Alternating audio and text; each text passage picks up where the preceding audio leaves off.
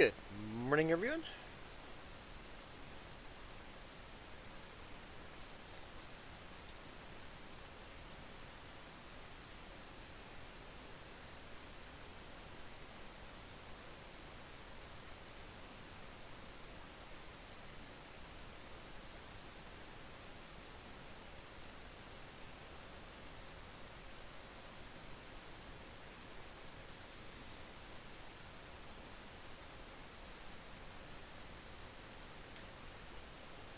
If I remember right, it's dark in game. Hey, JB Modding. How's it going? How are your mods doing?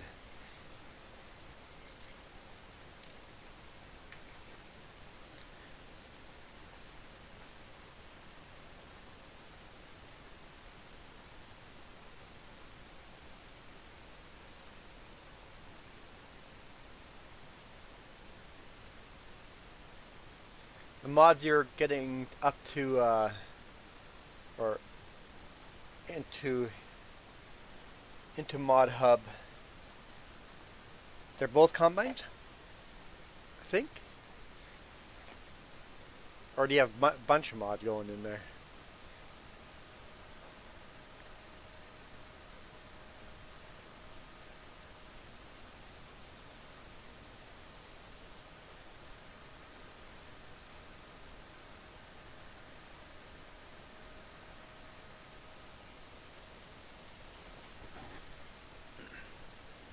Hey, we can start.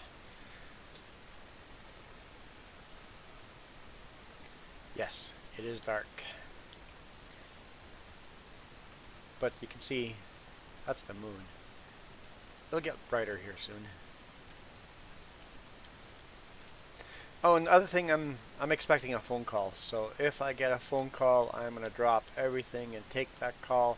I dropped my truck off at the shop to get a bunch of tires rotated and one tire fixed. Drove over this huge bolt. So I dropped it off there yesterday, and they go, "Can we by any chance do this tomorrow? Just leave the truck here." I'm like, "Sure, no problem." Just walked home and gave him my phone number and wait for a call.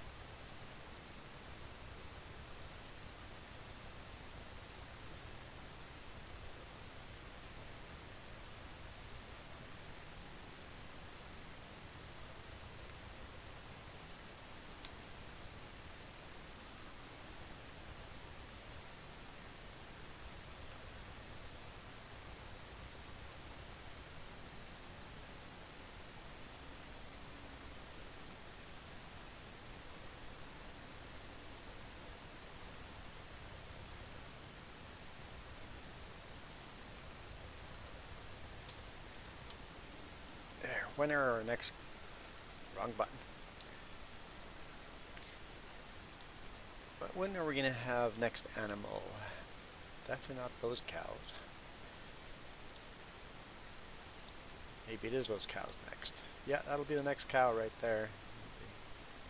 Black cow will be the next cow. But I think we can get cheap before that. Cheap should be coming here soon. 38 hours. 37 and a half. Yeah, 37 and a half hours. We get the next white cheap. Cool.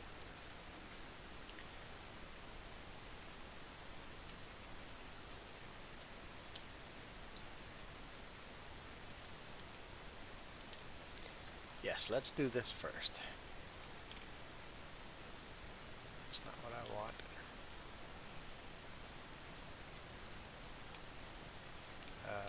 There we go. GPS on.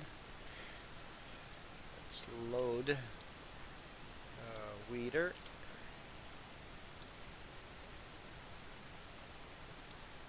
Okay. Gotta Turn the weeder on first. Oh, it is correct. Oops. There we go. Let's get that field weeded. Grass fields are coming along nicely.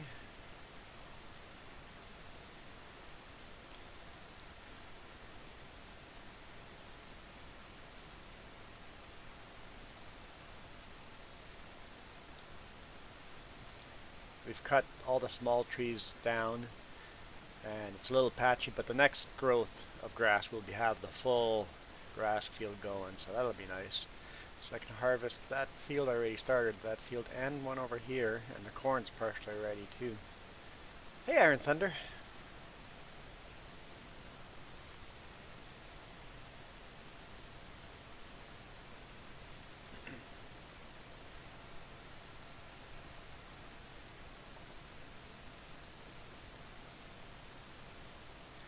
Iron Thunder, the only one that's listed on the secret giveaway.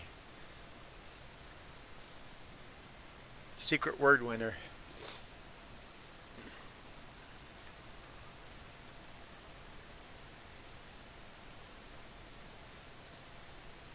Maybe if you're lucky, Iron Thunder, nobody will win the secret word for the next 6 months, and you'll get to win again.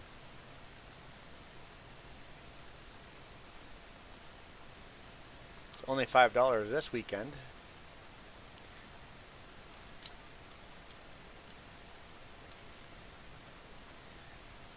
But it's going to be, if nobody wins this weekend, it'll be $10 next weekend.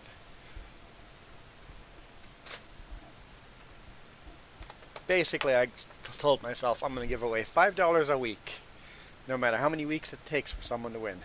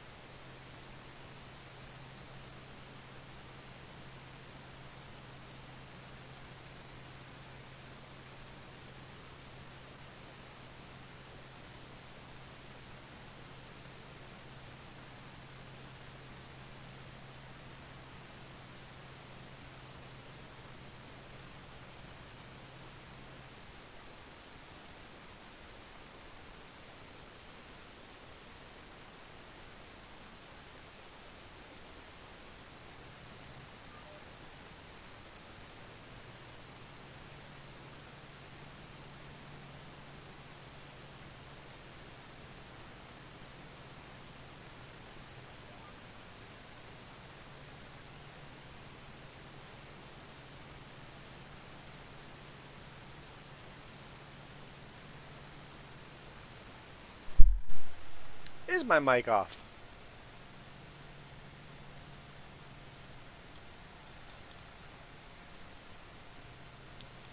How long was my mic off? Hey, look, that's better. I'm actually, weeding where the weeds are.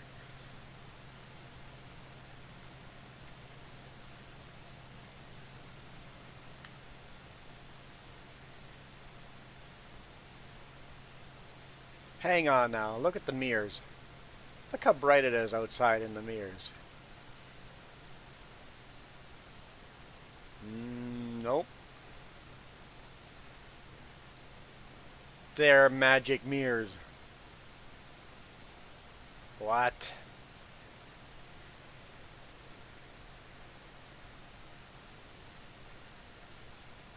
Magic mirrors.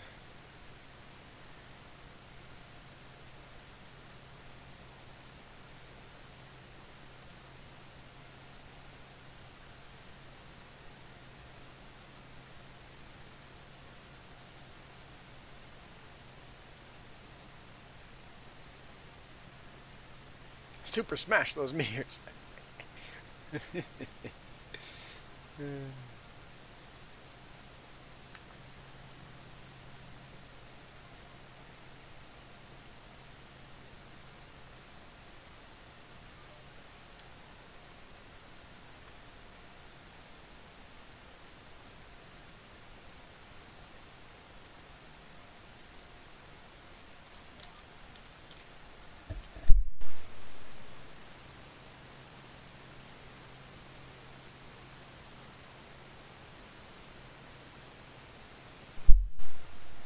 Yeah, it's very interesting. The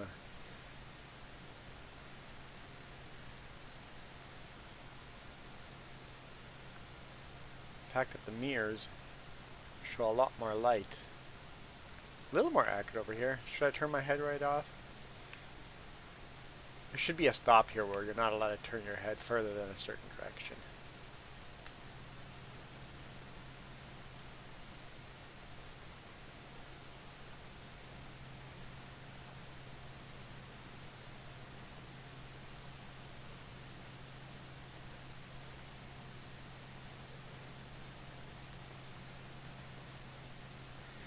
So guess what, guys?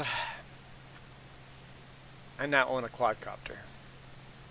Okay, I've owned a quadcopter for many years, but I haven't flown my old one forever because I need new batteries for it, and the new batteries cost like $130 each. So instead of buying 3 new batteries, I just bought a new quadcopter that came with 3 new batteries for about $700.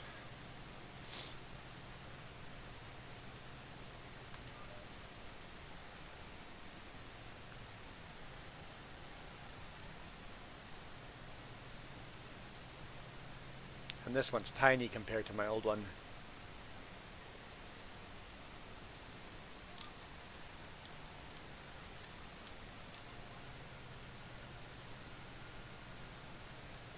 So I'm bringing it with me in the big rig. So every now and then, there'll be some quadcopter videos mixed into the big rig videos. Whenever I have a chance. It won't be all the time. It won't be every week. But when I have a chance.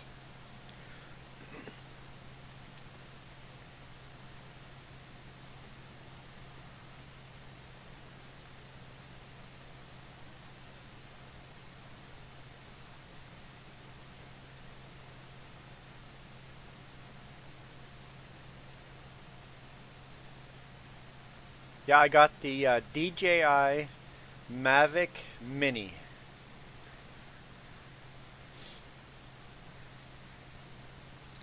It's got a GPS in it, so it holds its altitude and its position.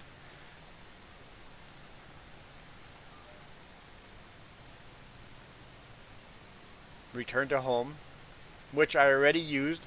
Gave me a heart attack when that happened. It was far away from me, over a river, and all of a sudden the controller disconnected. I'm just like, no.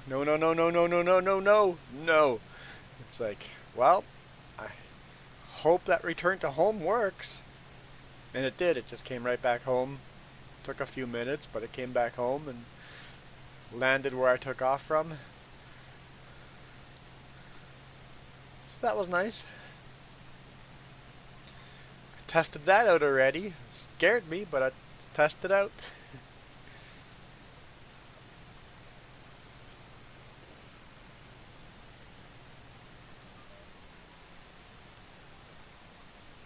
No, I don't want to fold it up.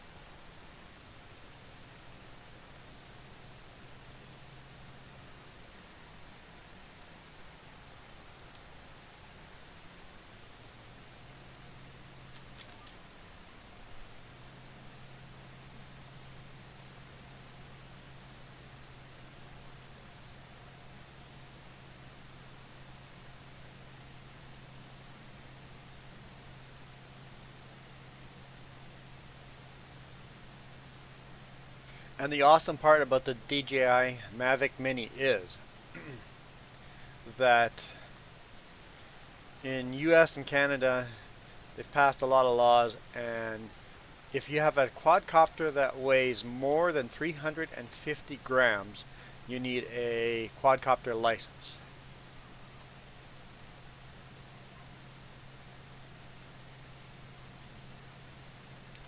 Mine, they advertise that the weight is 349 gram. I weighed it. It is actually 347 gram. So my quadcopter is 3 grams lighter than the legal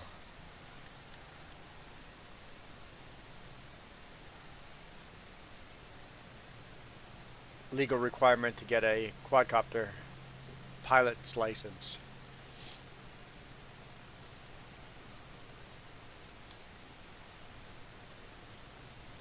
I might go get the pilot's license anyway, because I got a free coupon when I bought it. I can take the test for free.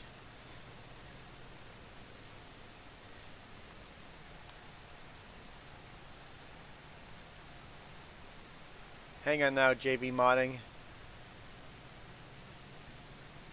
You didn't say you were working on a new map.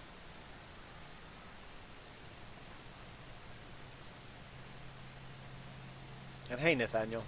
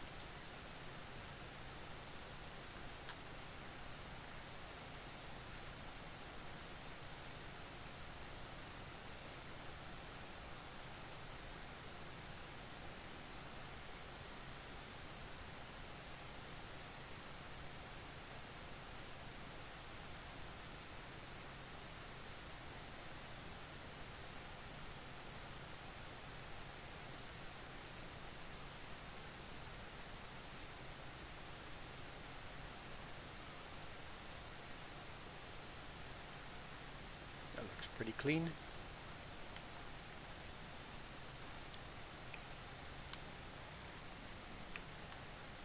It's so nice not having equipment laying around all over the place. We used to have there's all this grass was just piled in with equipment, and now there's very few pieces of equipment here.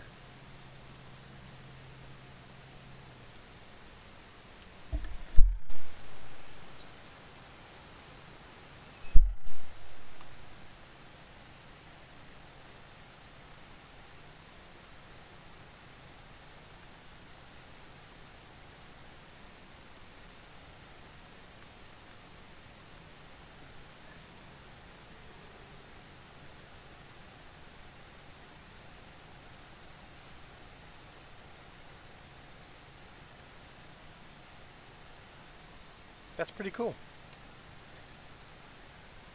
Maps are not easy. That is why I have not even thought of making my own map. Not even thought of it. Okay, what am I doing? Oh yes, I'm harvesting. Let's park this tractor.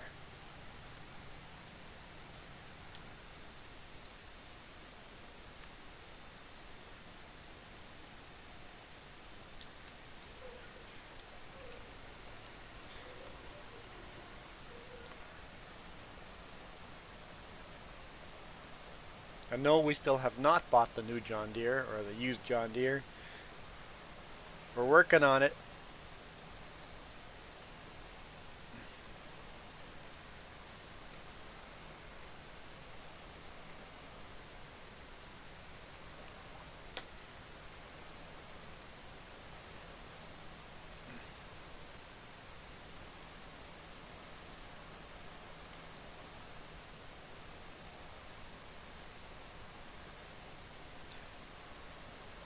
No, I don't have the John Deere tractor pack from Ross W.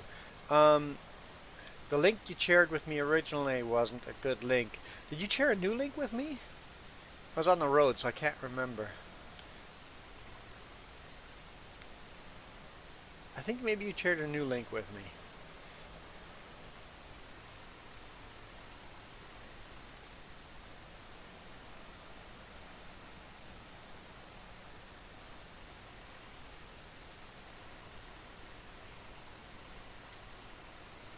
You've got a 700K loan? Wow.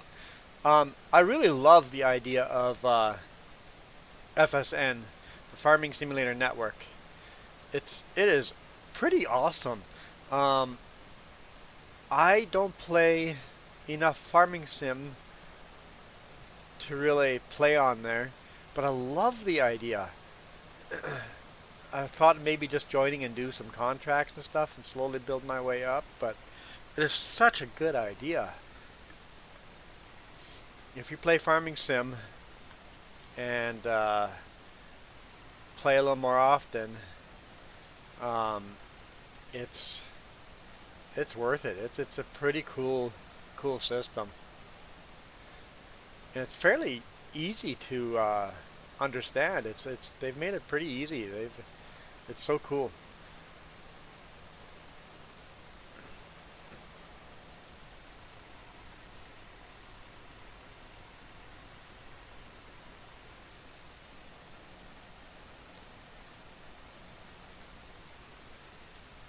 So you had $1 million debt. Now you're down to $750,000 debt.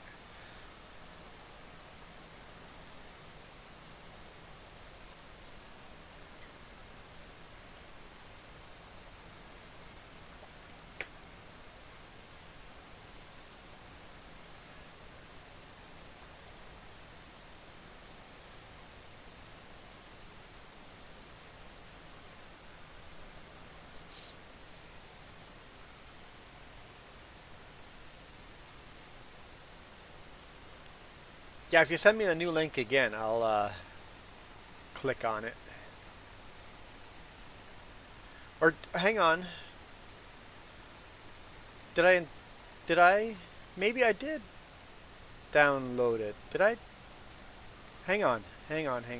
Let's take a quick look here. That's where I wanted to be. Downloads. Oh, look, I have it. I have it, Nathaniel. I just forgot. Yep, it's right there.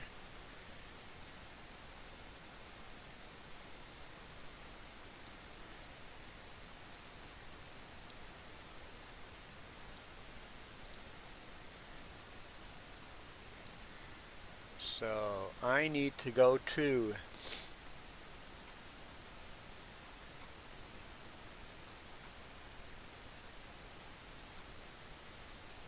and just drop this in here. There we go. I now have the mod. I remember. I just forgot I was there.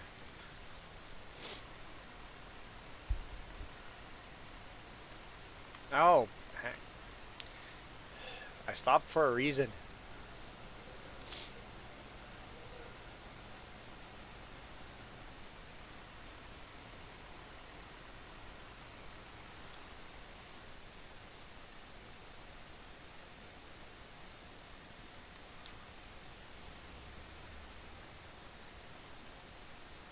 Before we do that,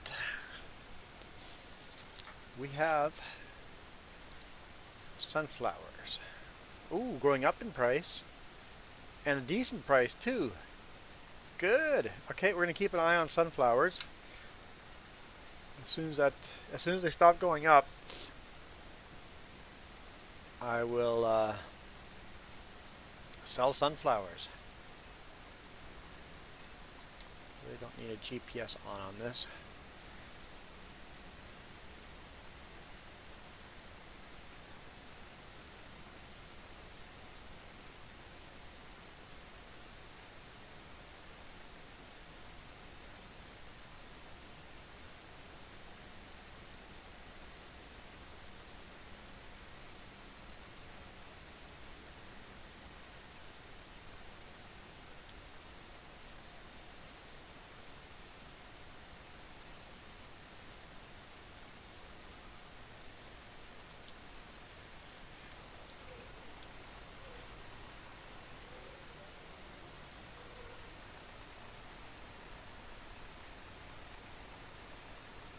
Of course I have to restart the game to have the mod in here, but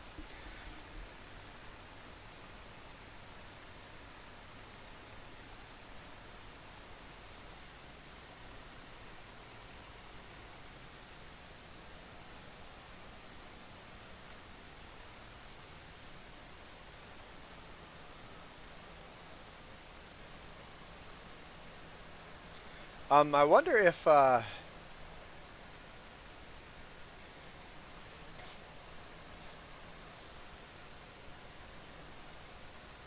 Ross W is planning on putting that mod on Mod Hub.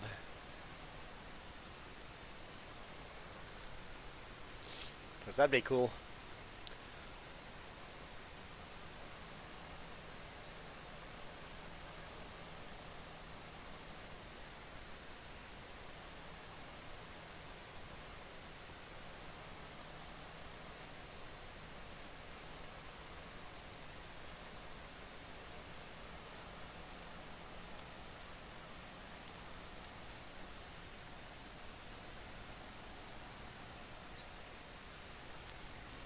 What?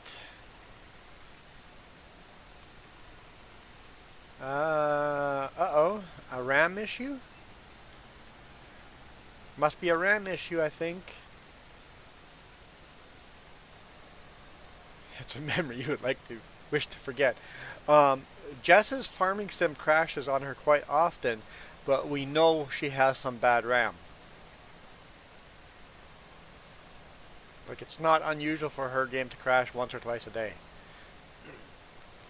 We know she's got some bad RAM and we have to buy some new RAM. I would have bought it a long time ago, I just keep forgetting. I would have bought it before buying a quadcopter. But now I bought a quadcopter, gotta budget in some RAM somewhere. And of course, our computers are old enough that they're still DDR3. So the RAM's not that expensive. Just have to go and do it.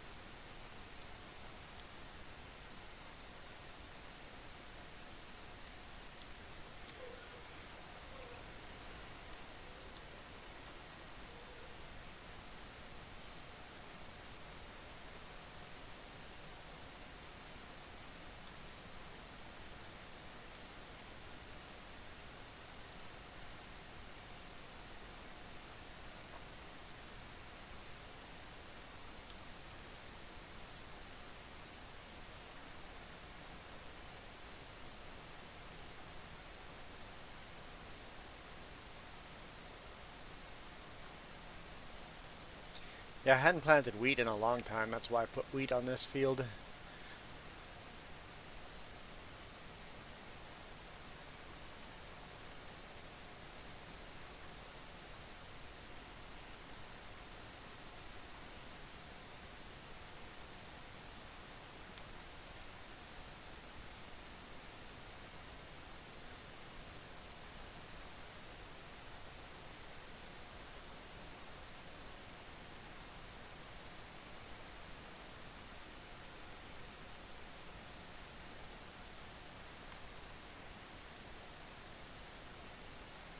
So wait a minute.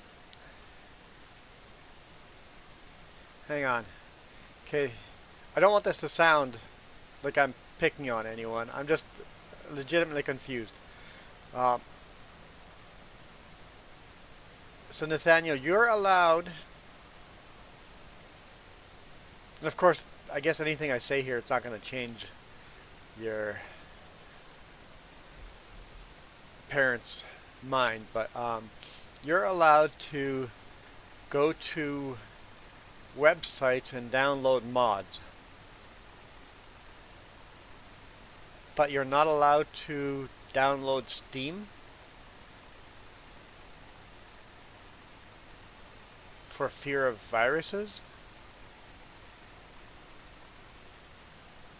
You know, Steam is way, way, way safer than any website you're going to download mods from. If you can get a virus from anywhere, it's going to be those mods. Oh wait, if you say that as an argument, they'll say you're not allowed to download mods anymore either. So shush, that's a bad idea. Take it back.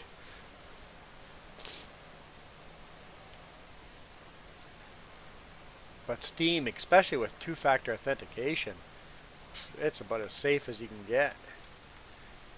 Safer than physically owning the game. Physically owning the game means you lose it, scratch it, damage it. I used to physically own games. I scratched and lost them all the time. I don't have any of those games anymore. Then I started buying games on Steam, and I can go back to any old game I've bought and play it on any computer I own.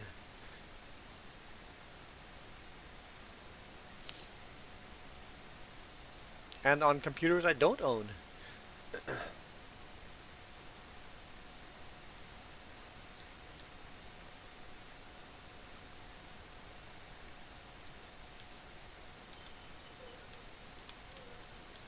Oh, engine. Need an engine on. Hey, Iron Thunder, have you been following SpaceX?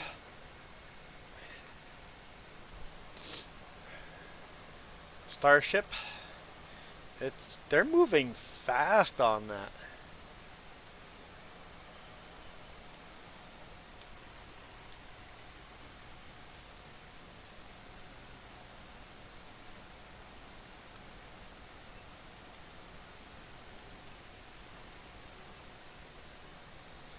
The next Starship launch could be this week.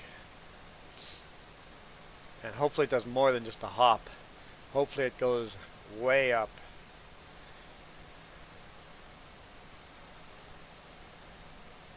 Looks like they're only installing one engine again, so it might be just a repeat of the hop with a little, maybe a little higher of a hop.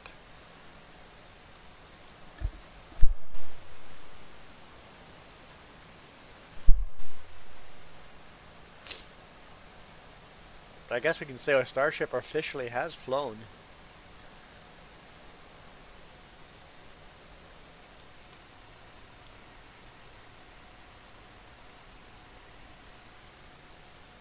Uh-oh.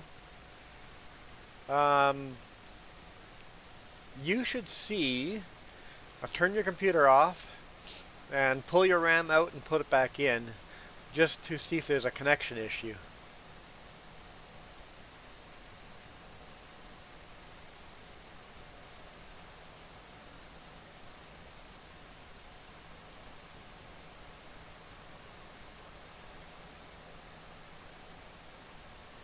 Because I've done that so many times, where it's like the computer is crashing, I can't figure out what it is. It's like I'm going to have to buy a bunch of new parts. I unplug everything in the computer and plug everything back in, and things are fixed.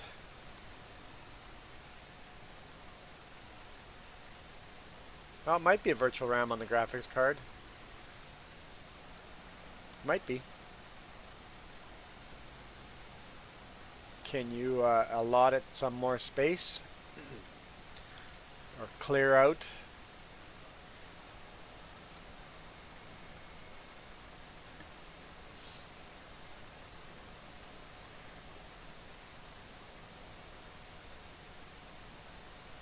There's a program Jess uses to clean out all the old useless files. I don't know what it is. She's not here right now, so I can't help you there. I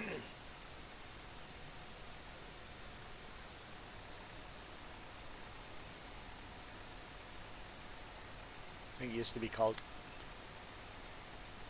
mid disc cleaner or some kind of.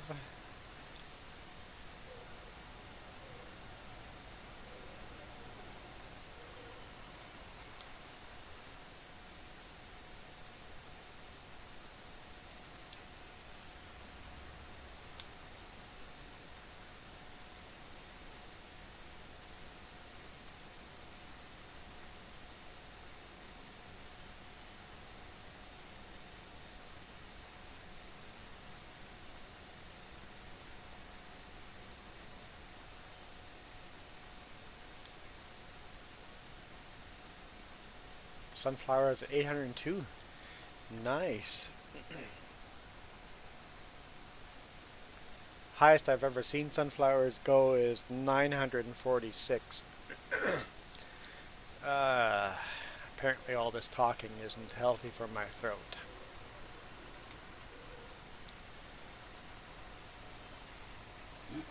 On the bright side, the smoke isn't blowing this way from our forest fire.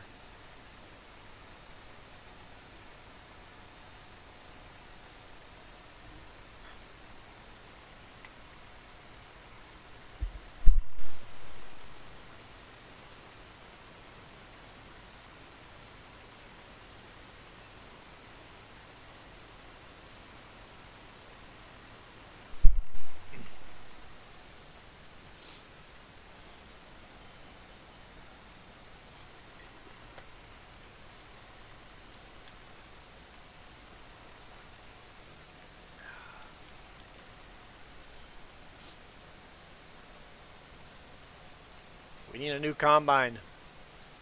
Not until we buy more property.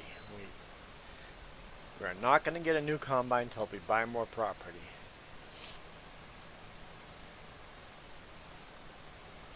So I think our list of things to buy is John Deere tractor, telehandler, more property, pig farm, and a combine. Maybe in that order.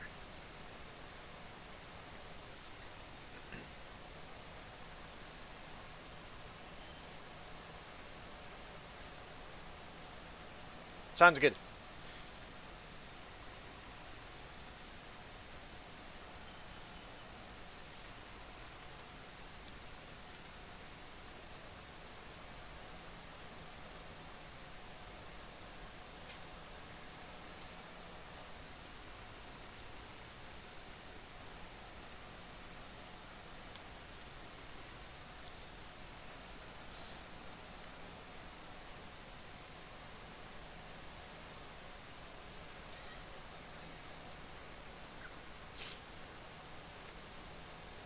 Sweet is sure yielding good.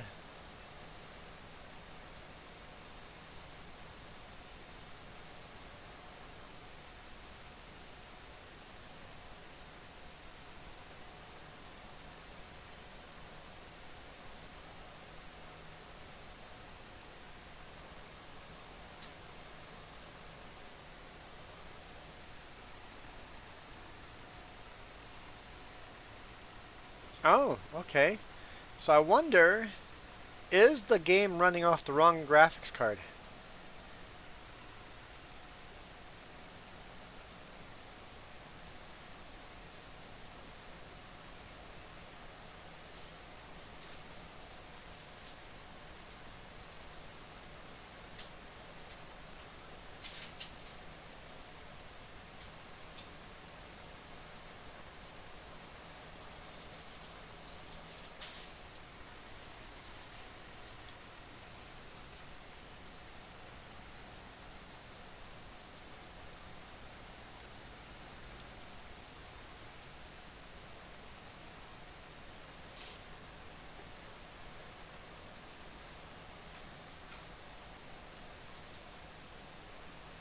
Okay, okay. So the game is playing too well for that to be happening. Okay. Just wondering, because that would cause problems.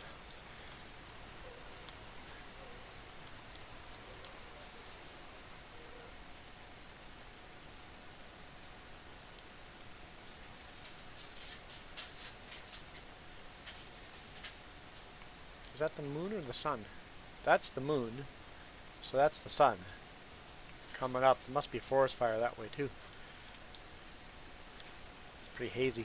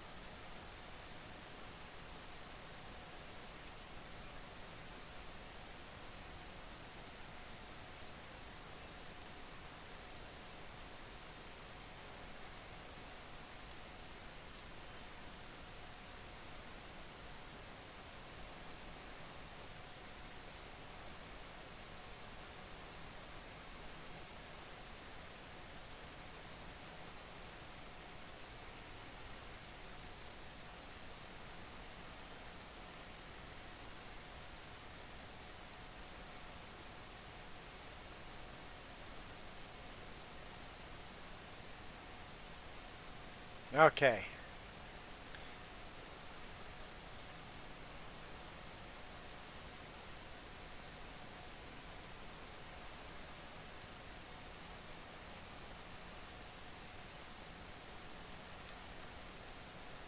Hopefully that fixed things.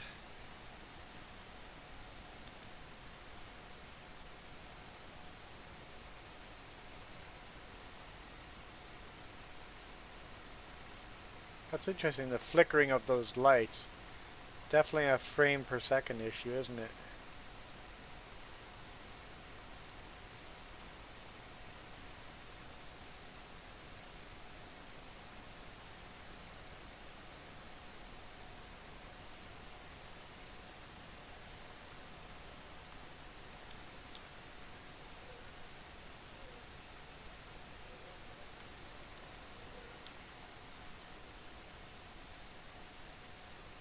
$806. Still going up. I did buy another trailer, as you guys notice. We were using the other gray trailer for cutting down trees, and I'm like, I really need another trailer. So I went and bought one. I guess I could hook that other trailer behind here too, and have 3 trailers. Although I don't think a lot of the fields would need it.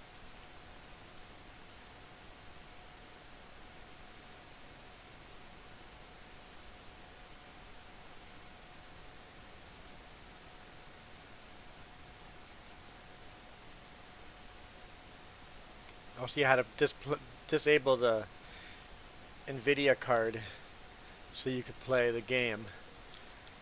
because it automatically uses that card. Yeah, that's the problem. I would love to run two cards in the computer, exactly the same two cards.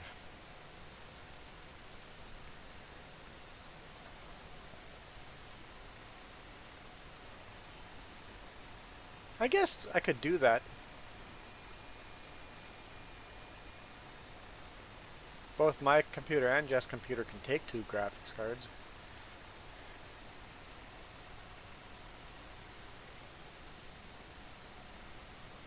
Money. Money. Money, money, money, money.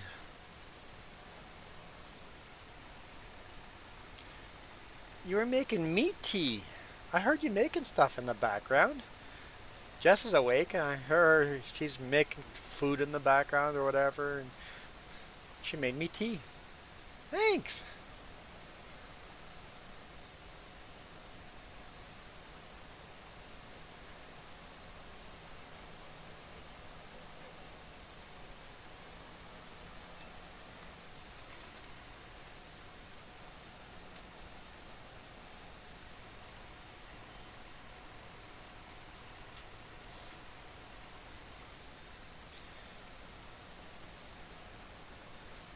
Yeah, my last card was Crossfire um, enabled, or it had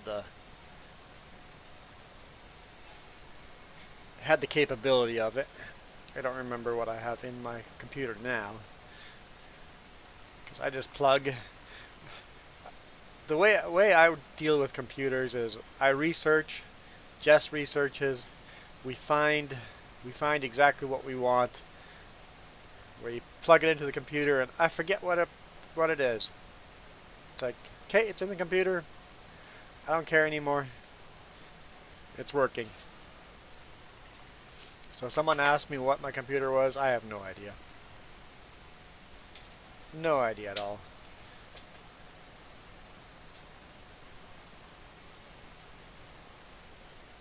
Well over $2,000 Canadian in it, but what's in it, I don't know.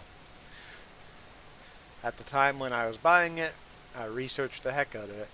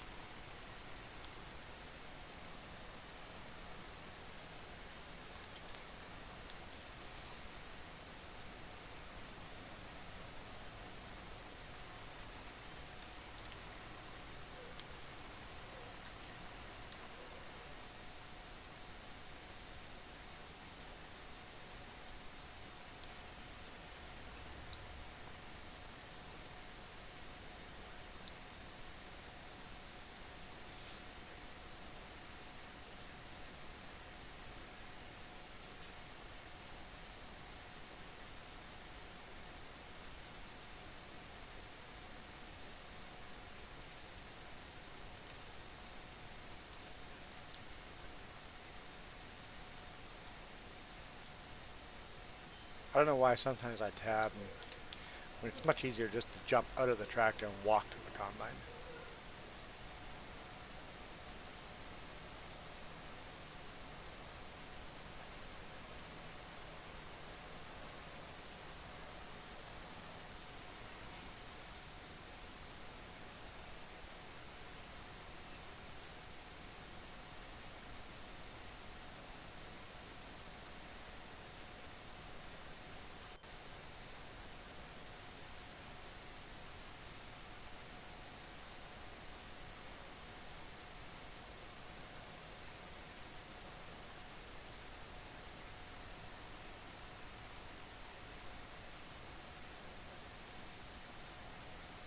Yeah, I think Farming Sim has an issue with memory. It doesn't clear out its memory good enough. So restarting the computer, like I find when I download a bunch of new mods and stuff like that, I actually restart my computer after because the game is laggier.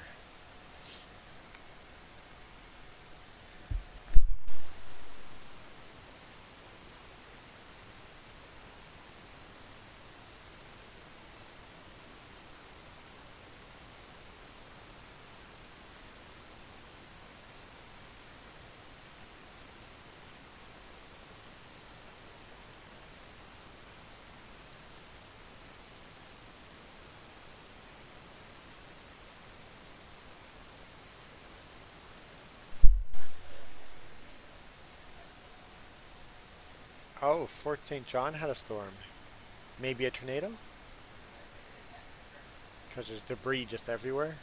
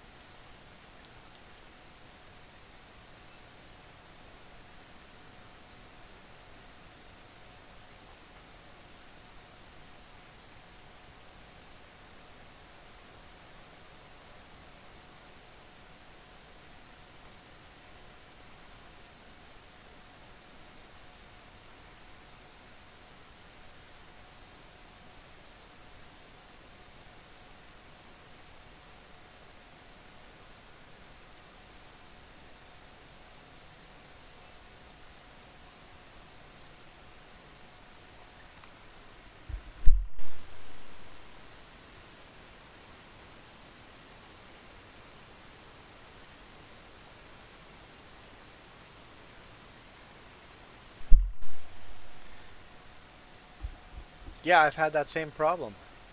If you play Farming Sim for a while, all of a sudden the PC fans are just roaring away. It's like it's working too hard. And then when you restart the computer, clear out the cache, and all of a sudden the game plays better.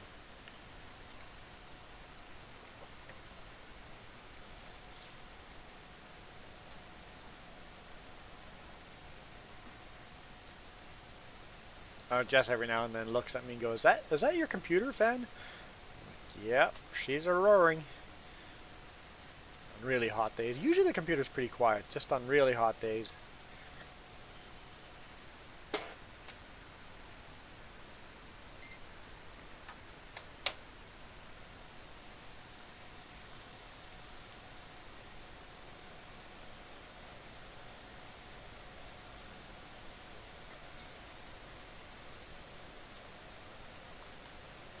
Can you guys hear that? I just turned the AC on.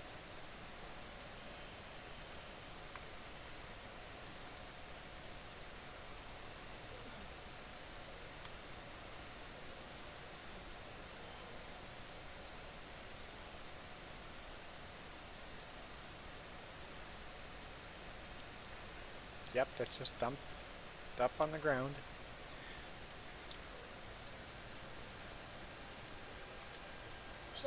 Speaking of the fan just kicked in on the computer. Oh good, you guys can't hear the AC. Good.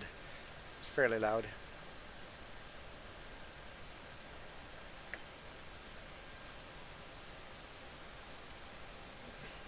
Apparently the computer thought it was getting hot at the same time I thought it was getting hot.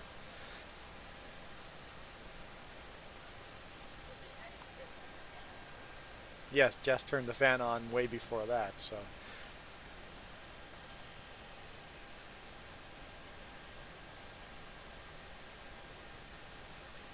Oh, SpaceX, Starship. Have you seen the progress they're making on Starship? The first hop, and it looks like the next hop is possibly going to be next week. Hopefully it's a much bigger hop. Also, if you notice, they haven't added the weight on the top. I wonder if they're going to put the cone on top.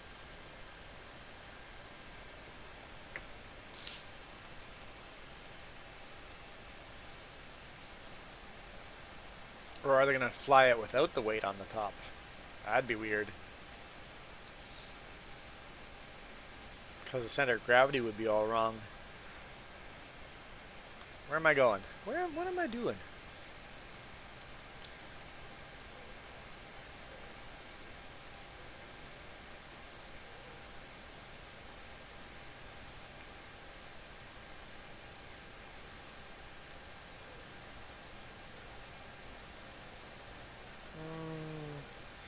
Let's repair it anyway before we head to the other field. We don't have a mobile repair unit or fuel unit on this game yet.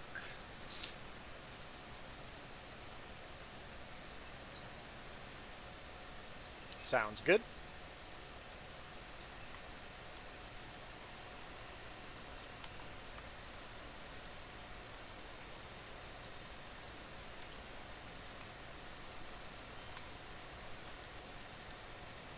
No, I don't want the chainsaw.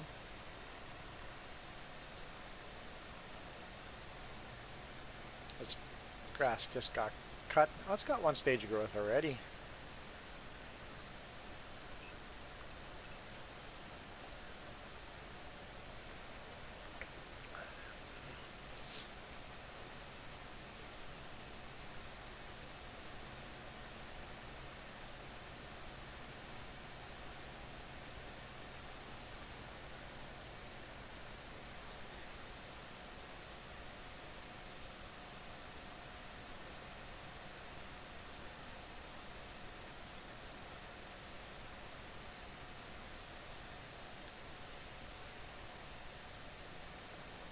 Ah, soybean. I forgot what we had on this field.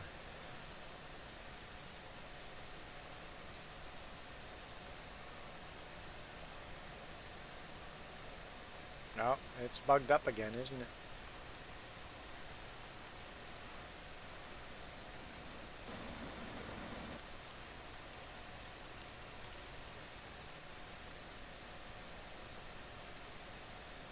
See, like this, it's not spraying any... Oh, now it's working.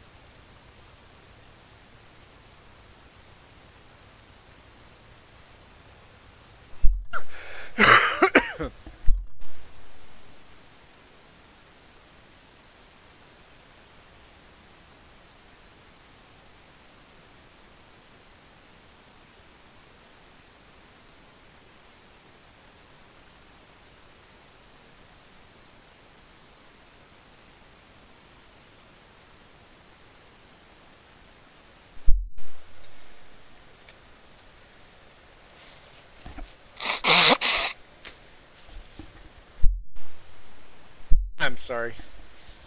Blowing my nose and I didn't realize I didn't have my whatever. Yeah. Negative Asim. Am I pronouncing that right? Why am I getting attacked? I'm under attack. These are not all on ModHub, but we do have in the description down below a shortcut to all the mods that are not on ModHub.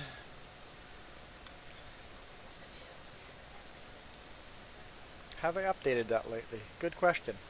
How do I get to that list? She goes, I don't know. Okay, let's go to our actual video. Okay.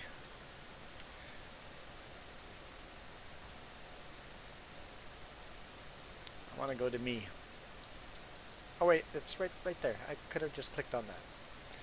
Let's go to my actual video. Oh boy, I'm watching myself live. Where's my list of mods? Oh look, FS19 extra mods. Google Drive.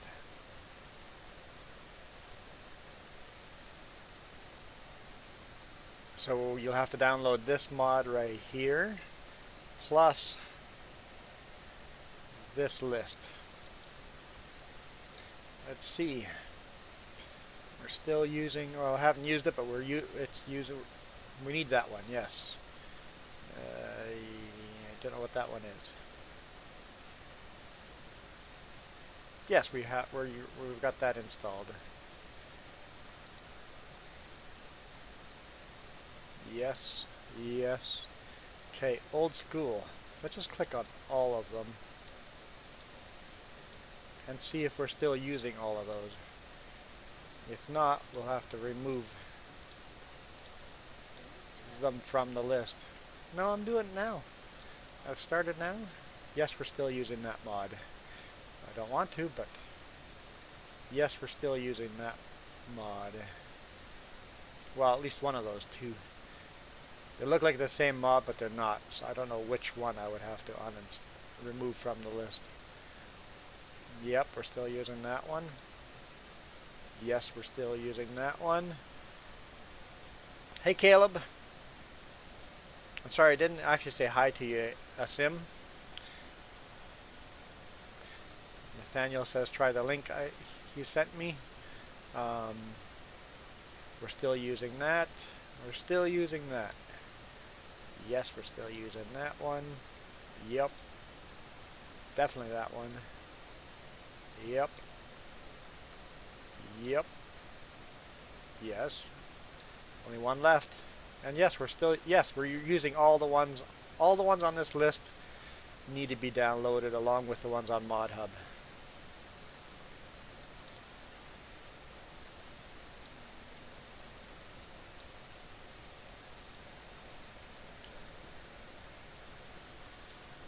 Can you show fueling videos?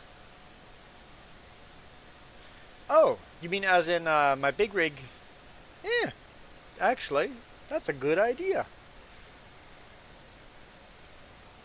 I'll work on that.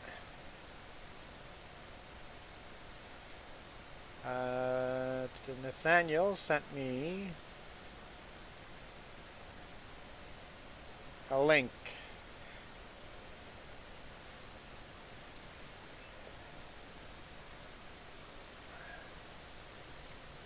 Oh, to the big frame John Deere tractors. But I already have that installed.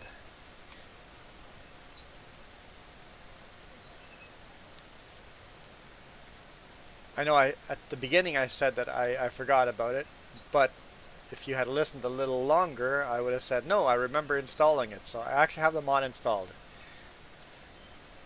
It's not turned on in this game, and I would have to add it to my document to add it to this game, to multiplayer game, but it is installed. I haven't tried it yet. Yeah, Caleb, I like the idea of doing a fueling video. Filling up DEF and diesel.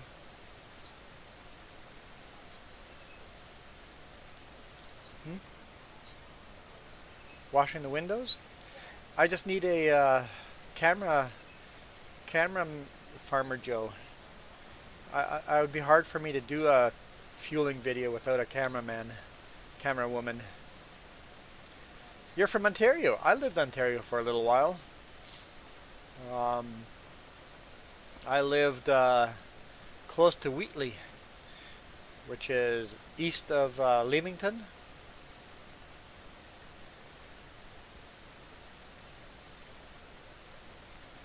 Close to Point Pelee.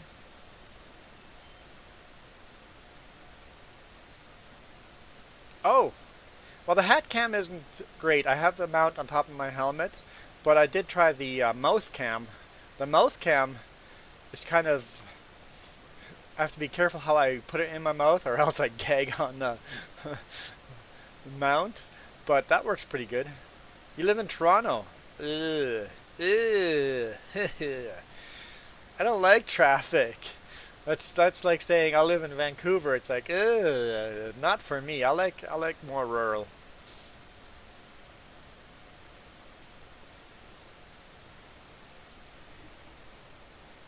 Oh, Farmer Joe uncovered the silage. Nice, nice, nice, nice, nice. Are you planning on moving out of Toronto? Yeah, I I'm not a fan of big cities. It's like the traffic drives me insane.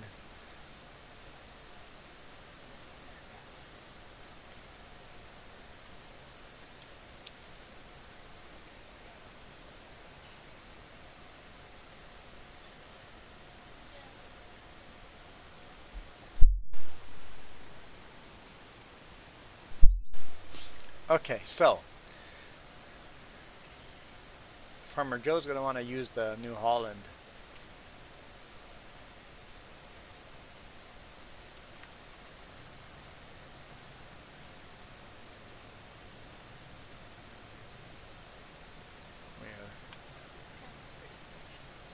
Yeah, not that this town is that special. We have a lot of crime in this town too. For a smaller town, we have a lot of crime.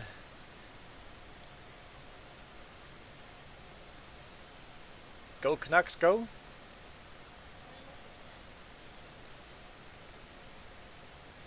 He said Canucks. Go Canucks hockey team, he said. I don't think you have to put in hockey team.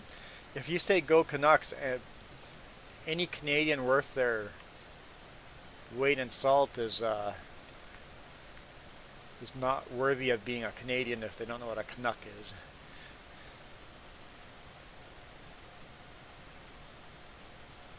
Okay, so you've got two aunts, one living in Saskatoon and one in Regina.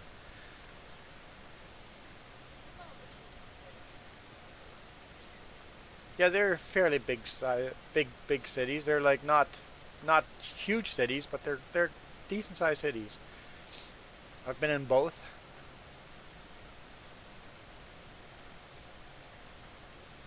And your dad's sister lives in North Battleford. That's yeah, you get a lot of winter there. Your aunts live in a lot of winter, and your dad's sister. Hang on, your dad's sister isn't that doesn't that make her your aunt?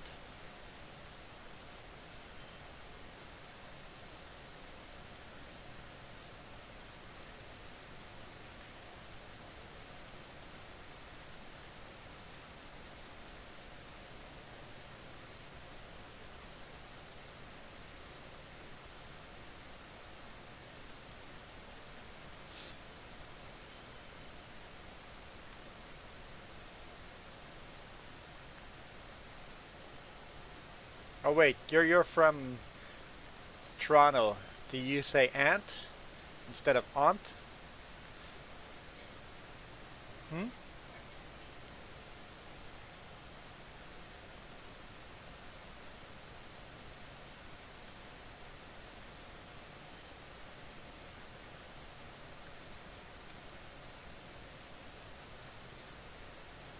I've lived in so many places, I don't know how people pronounce certain words in certain areas anymore.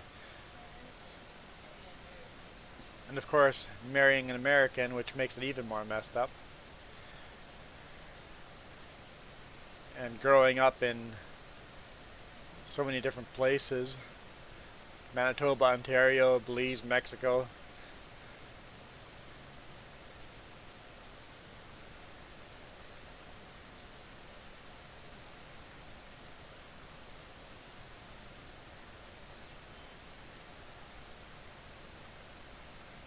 Okay, I'll go back to my field. I got stuff to do. But I figure I'd sell a little silage.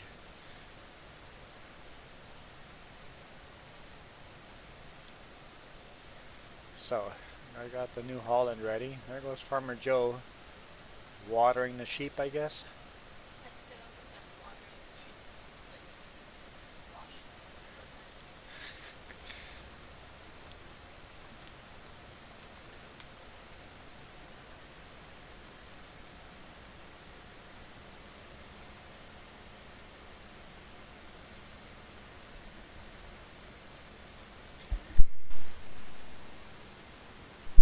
What's that? Yeah, silage is a good price right now. Yeah, silage is a really good price right now. I would keep selling it if I didn't have more stuff to do here. Yeah, we will buy a telehandler here very quickly. Or no, not the telehandler, the John Deere very quickly. And a telehandler after that.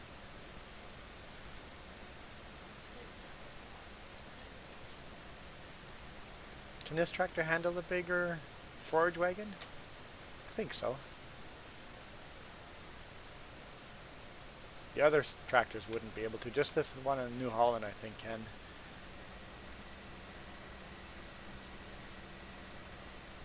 It's probably a little on the small side, but I think it will be able to handle it.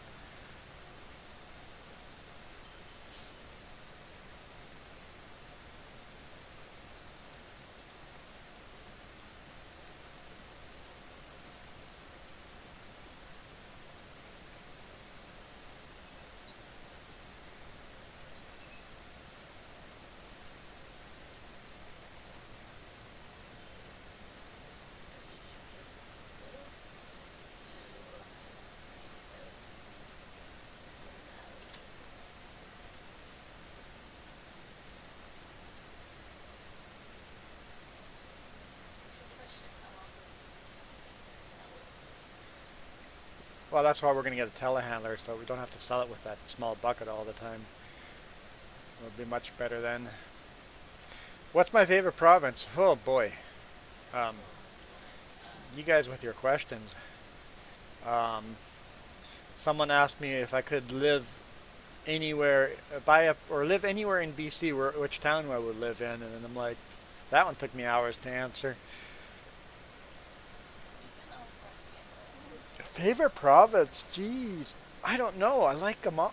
Well, no, it's not true. I like ones more than others.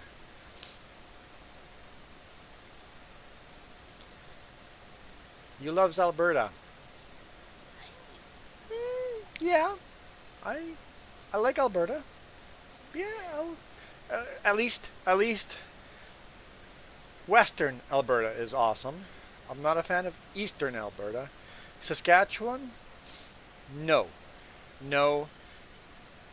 And now I have a beef with Saskatchewan, so even more no, because they don't like me as a trucker. Everything says no trucks allowed. Like every rest area, no trucks allowed. Anywhere in town you come, hey, there's a restaurant and a side road. I'm going to go pull to the side there. Oh, no trucks allowed. No parking allowed. No, no. So, no, bad Saskatchewan. You don't like trucks, I don't like you.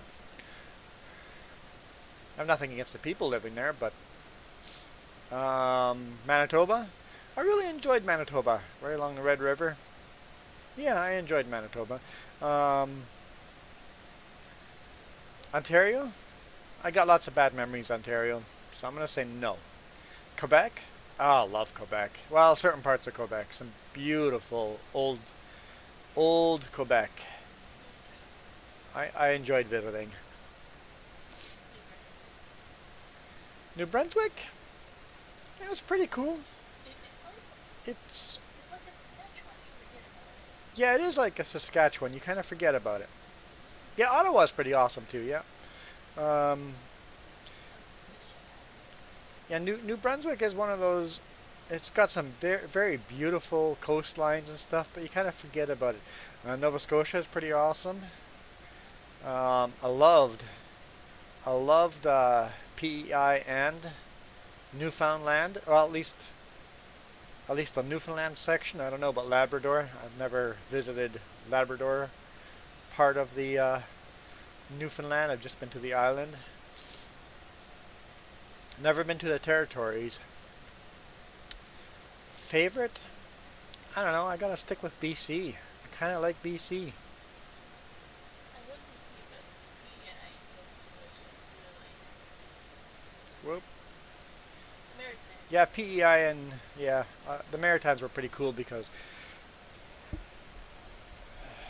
So why do trucks run Super Bs? Okay, so why are we running two trailers? Well, first off, it was very common to run A trains instead of B trains, but Canada made those illegal to import or sell. So that's not a common thing anymore. A trains are still very popular in the US. We still see those in some states where two trailers are legal.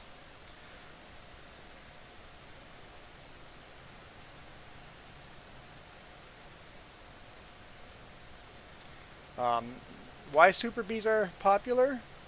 Because the amount of money trucking companies can save. Because you can haul so much more weight.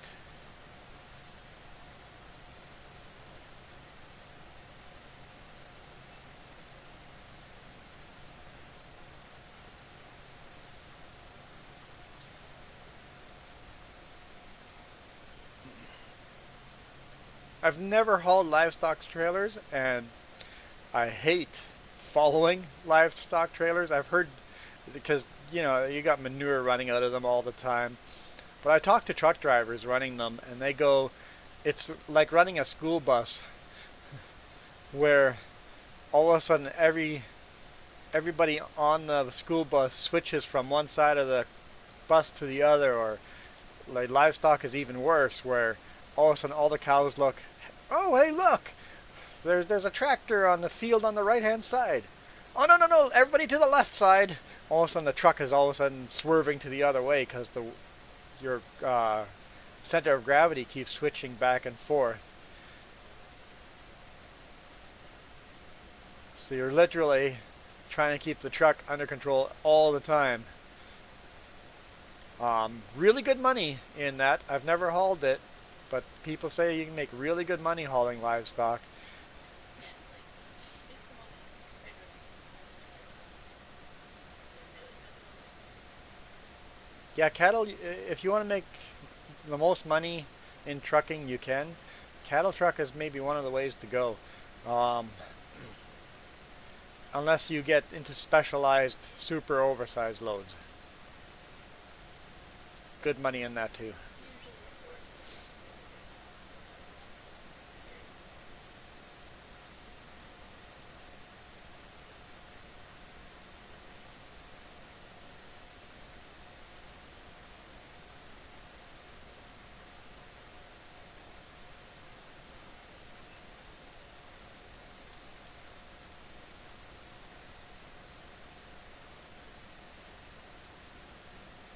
The reefer trucks are another one.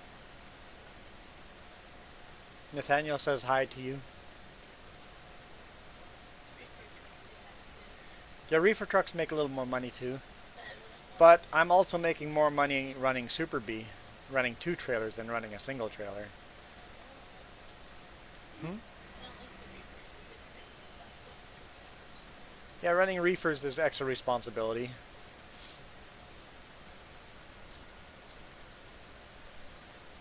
And to be honest, I'm not making more money as a Super B if I'm running east to west because all the passes we have to run over. So many mountain passes you're going over, so you climb up and over those so slowly.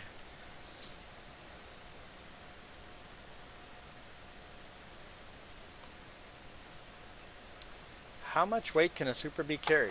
1 second, I got a cheat sheet for that. Like I kind of know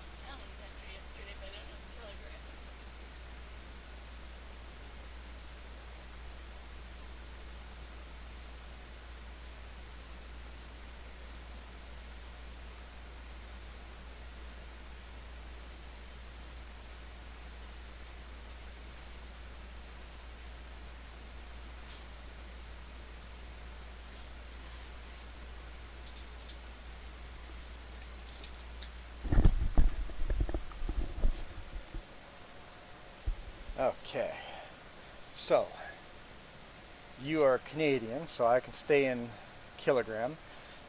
I always have to think about who I'm talking to. All right, see you, Nathaniel. See you tomorrow. While I'm doing laundry, I'll do another stream tomorrow morning. So Super B, a huge difference between running Canada and US. If I'm running in the US, my gross weight, my total weight with the truck, trailers, and the load, running in the US, I can run 47,800 kilograms. In Canada, my gross weight is 63,500 kilograms.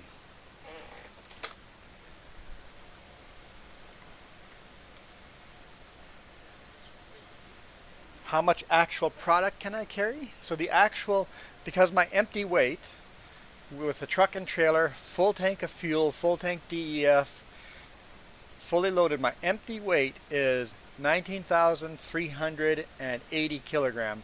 So the actual load I can carry on my Super Bs in Canada, well, at least to Ontario, the laws kind of differ.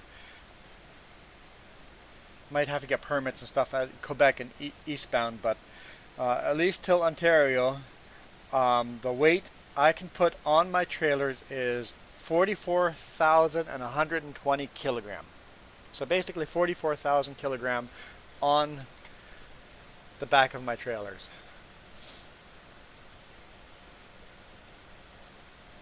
Yeah, in Canada we can haul a lot of weight. A lot. A lot more than in the US.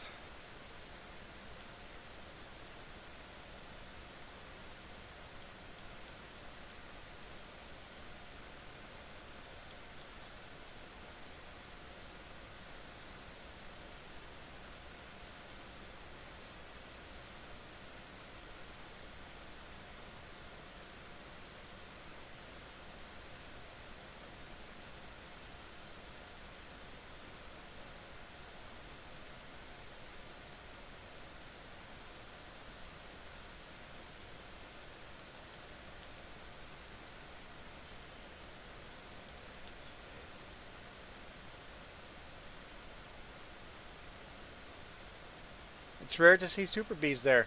I know we used to run, our company used to run Super Bs to Ontario. I have a friend that still runs Super Bs to Ontario.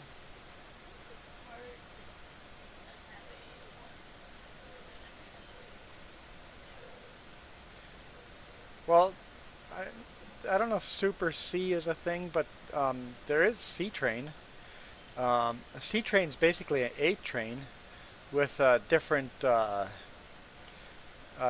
dolly between the trailers. Um, it's well, that's not quite true, Caleb. I'm going to disagree on that. So if you're running a single trailer, it is easy to back up a single trailer.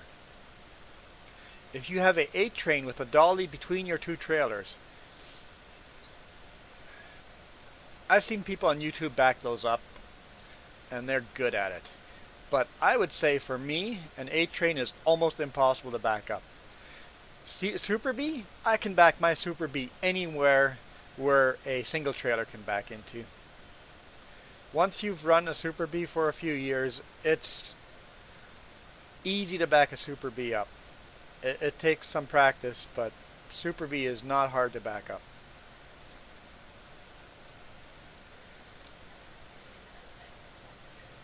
You do forget how to back up a normal trailer. When I split my trailers, my instinct is backwards.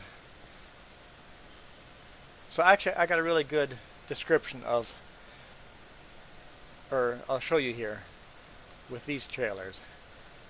You see how easy it is to back up a single trailer? I can aim it wherever I want and smash it to the side. Yeah, I'm doing a fabulous job of showing this.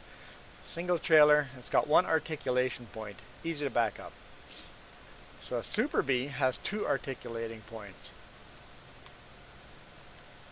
Exactly as many articulating points as this trailer here. This trailer would act exactly the same way as a Super Bee does.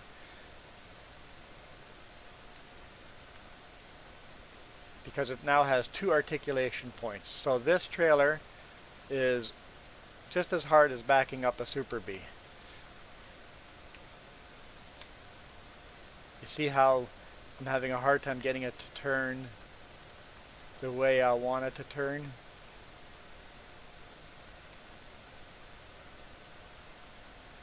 Okay, so I guess you're right. It is harder, but it's harder on here. The longer the front trailer would be, like here, for example, we're pretending the front trailer is from the tractor to the first axle. The longer that is, the longer the distance is, the easier it would be to back up.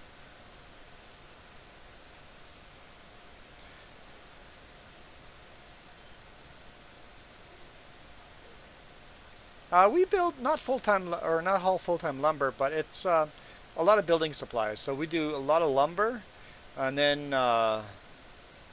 building supplies, as in concrete blocks, um, bagged cement, wood pellets for burning. I did that this week.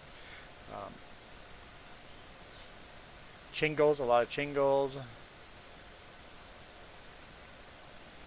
Very often it is lumber one way and then other building supplies another way.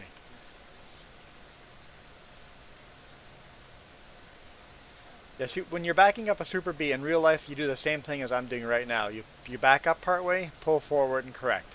Back up part way, pull forward and correct. You do a lot of that. You pull forward a little bit, get it all straightened up again. So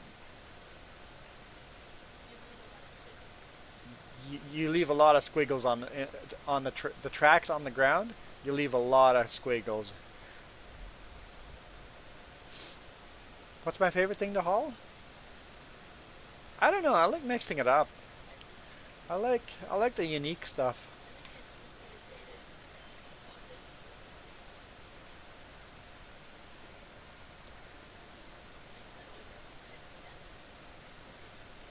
Yeah, I think I would haul almost anything. I enjoy hauling almost anything. I do not enjoy hauling things like wood pellets, for example. Wood pellets, steel shot, um, basically big bags of stuff that settle down. Mulch, things that settle down. I'm not a fan of hauling that because you got to pull over every hour and retighten the load. You got to secure your load all the time. Hey, Bow Nose Games. I like the name. So I can't say I have a favorite load I like hauling. I enjoy my lumber and but I like the unique stuff. Sometimes I have maybe it's not because maybe it's not the load that is my favorite. It is the destination that is my favorite. So when I run um, pipeline equipment way up north, or those unique places, I think I enjoy my destination more than I don't care what I have on the back. It is where I'm going.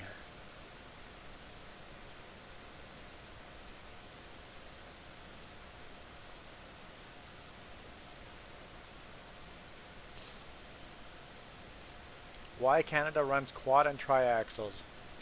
Actually, I don't see quad axles. I see I see triaxles. The only quad axles I see is triaxles with a tag axle on the back, and those tag axles are illegal in most of Canada. I don't know if they're legal in Ontario, but I don't know the answer to that.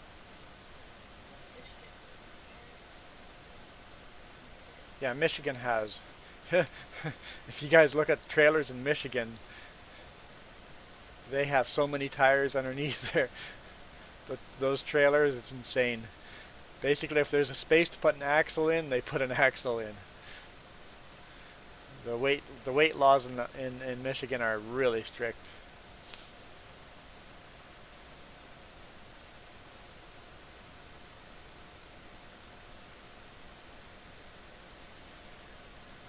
Yeah, we have our company has a contract with a lumber mill, and the lumber mill is now making laminated beams, and a lot of those are going to the U.S. And super bees are not legal in a lot of the U.S. So our company is thinking of buying a couple of aluminum. They call it maxi trailers, MAXI, and they are tri-axle trailer. I think it's a 53 footer tri-axle trailer with a drop axle on the back, so a tag axle.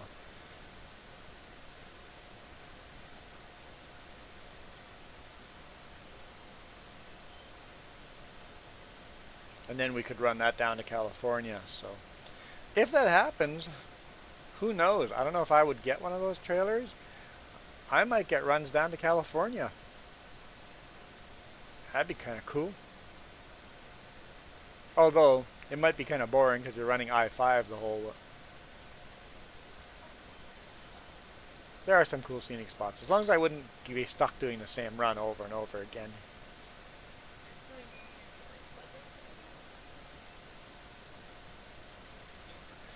Dispatch calls me.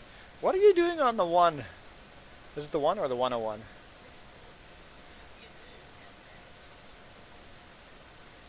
It's like, why are you on Highway 1? What are you doing there? Took the scenic route. Actually, I don't think a 58-footer trailer would be allowed to go on that road.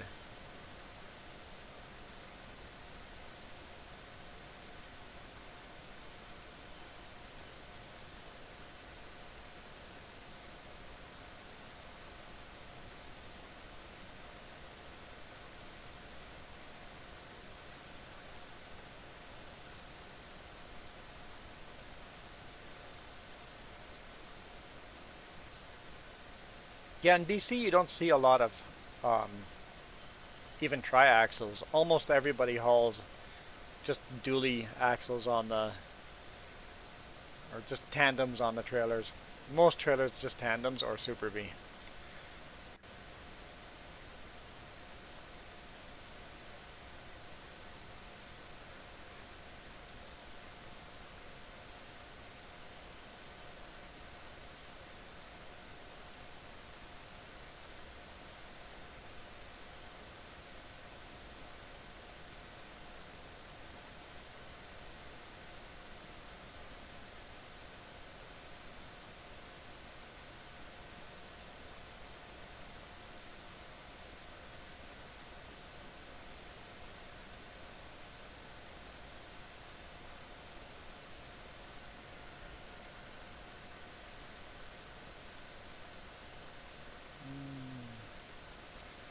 Almost full.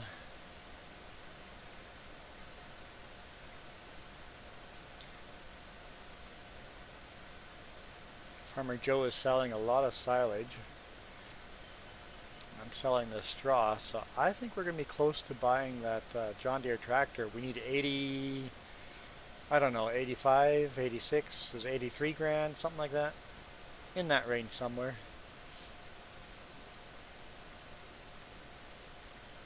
And this straw isn't getting us a lot of money, but it's money.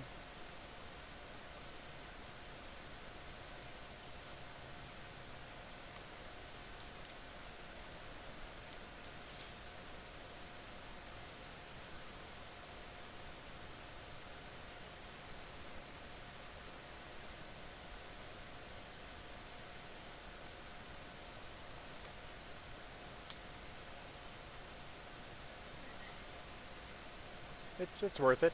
790 bucks for each trailer. It's worth it.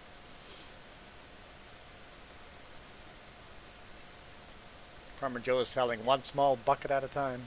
Hey, at least we're not using this bucket anymore. We used to sell our silage with that bucket. And then we switched to the other bucket. That bucket right there.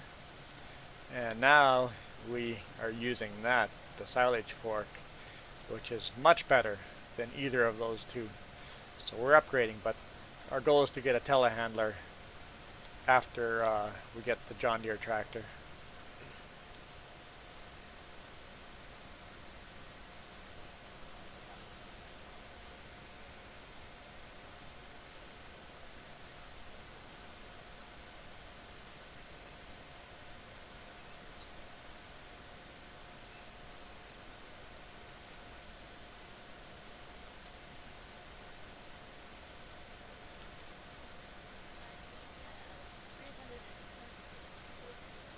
326 loads to go.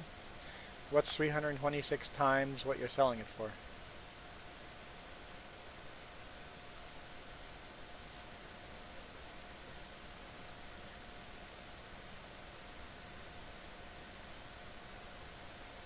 $267. So 87,000 grand. So that won't be enough to buy a telehandler. But, well, after we get the... But we should have around 60 grand in the bank after we buy the John Deere and all of that sold. Well, let's take a look at the price of a telehandler. Let's look at the John Deere first, see what we're buying, and that way we know exactly how much we have to go to.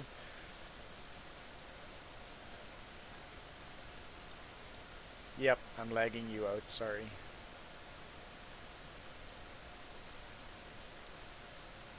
Oh, wrong selections here. Oh, that's the one right there.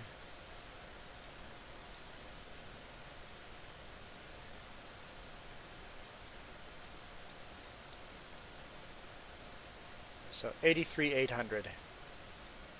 That's the money we're looking for. 83,800. So basically 84 will be good. Okay, so telehandler. Where's a telehandler? Right there.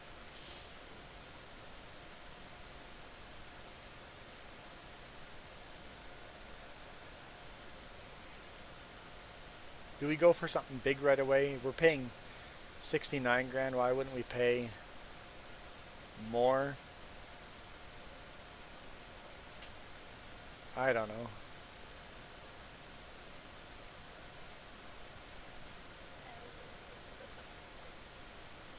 Can't these all handle the same bucket?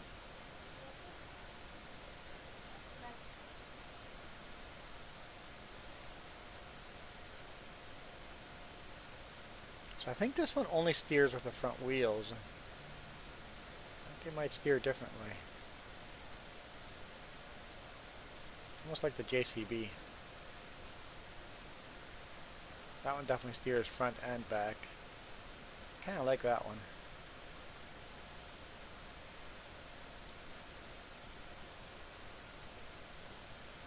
And we would be able to afford all that. We might, yeah, we may very well buy a John Deere tractor and a telehandler once that silage is sold.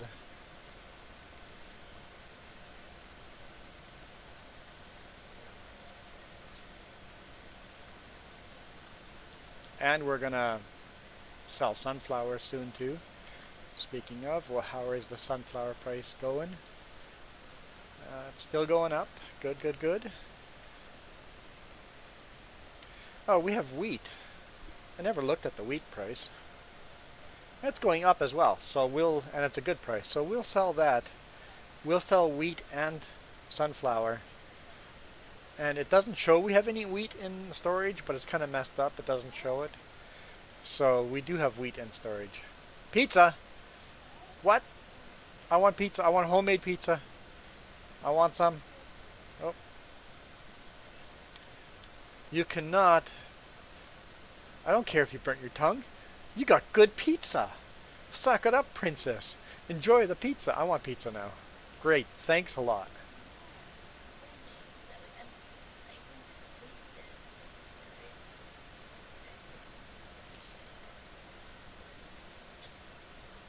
Not fair.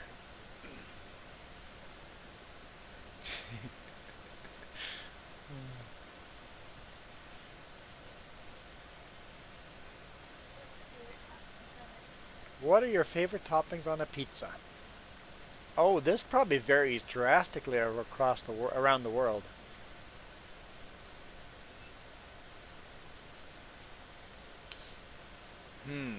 Favorite toppings on a pizza?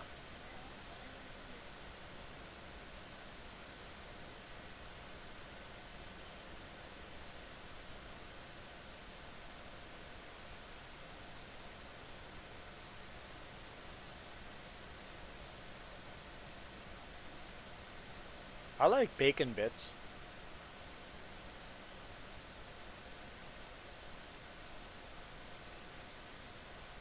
Lots of cheese. Lots of cheese. Must have lots of cheese. Of course, pepperoni. No pizza's complete without some pepperoni on it. Hmm? Hmm? I don't like pepperoni. No pizza's complete without I pepperoni. don't like Oh, you know what? I gotta say, barbecue chicken. Little bits of barbecue chicken. That goes really well on pizza.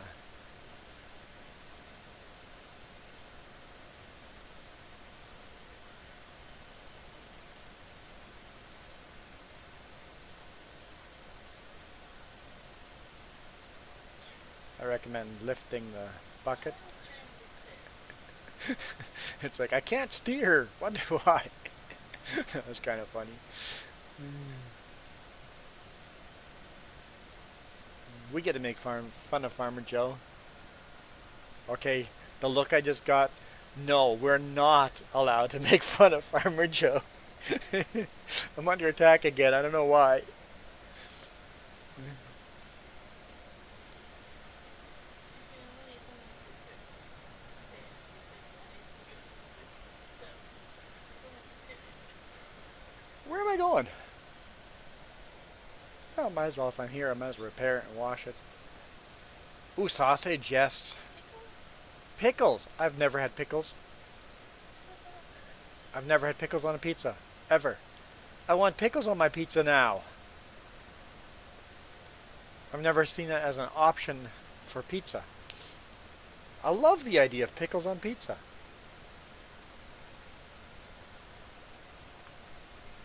You know what? Pepper. Oh yeah, I guess pepper is a big part of pizza. I actually like the flavor of pepper. I'm not a fan of the texture of pepper.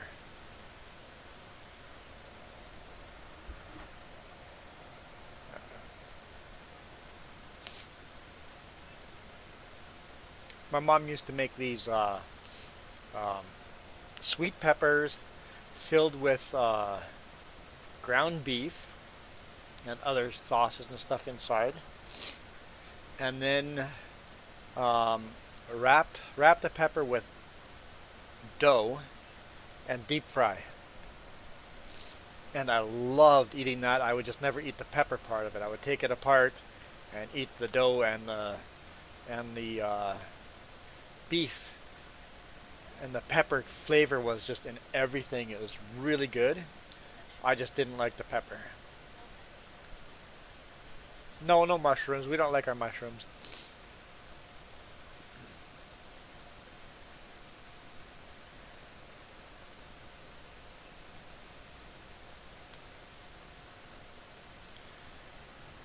Where was this trailer parked? Maybe at the empty space on the end. This storage here is kind of empty. All the equipment's spread out pretty sparse, but I'm sure it'll get fuller over time. Like our other storage is just packed. It's not too empty. There's equipment in here. It's just not shoulder to shoulder filled. Of course, we could park our tractors underneath this roof here too, right? It overhangs. We could park the tractors in front of the equipment instead of parking it where we do. Maybe we should.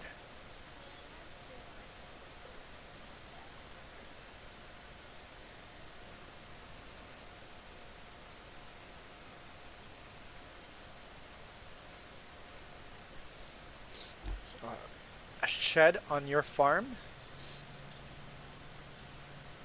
Oh, yes. Okay, I'm following. I'm a little slow. Okay. Yes, I'm a fan of that.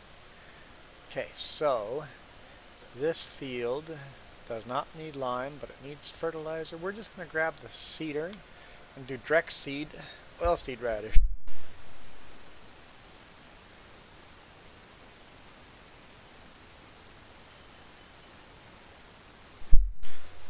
Not that that comes as a surprise to anyone, because I plant oilseed radish on everything.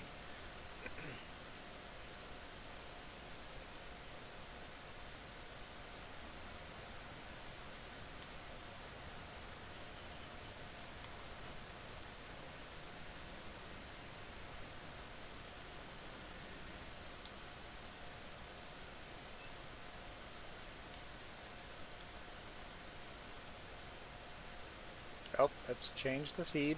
Oilseed, there we go.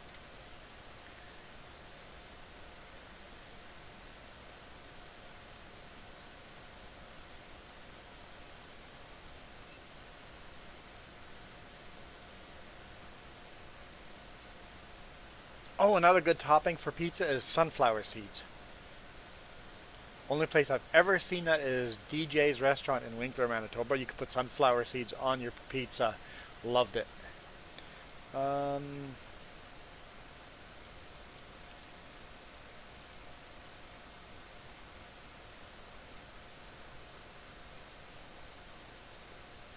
yes. The answer is yes. It is cheaper to plant oilseed radish than fertilizing the field. And I am right now fertilizing and planting oilseed radish. You could plant oilseed radish twice without fertilizing it, but I figure it's a happy medium.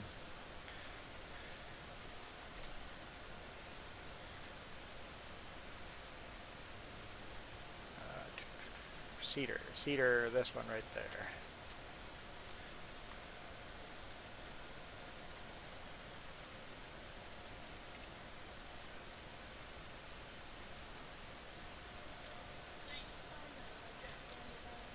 Yes, I'm selling the Massey Ferguson. We could bring that there right now and sell it. We could also bring the other forage wagon with at the same time and sell both. Because that old forage wagon, we haven't used that in forever. It just sits there, so we might as well get rid of it. So yeah, I remember when we first did this, Jess actually tested it. Oilseed radish versus fertilizing, and it was cheaper to do the oilseed radish. Now, having said that, it does use extra fuel because you run up and down the field more often. Also takes extra time. So, is it really saving us money? I don't know.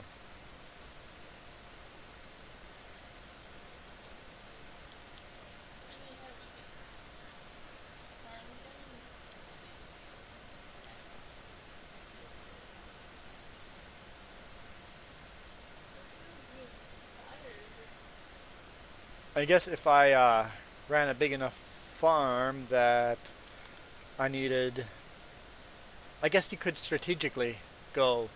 Don't have the time to do oilseed radish right now, or I have the time to just um, I have the time to just plant directly and then fertilize it after the fact.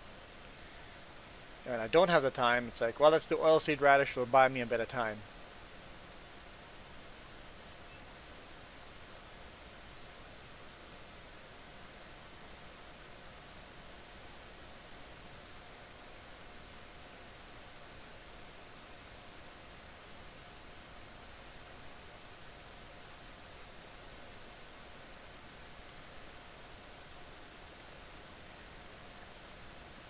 Well, herbicide's actually fairly cheap.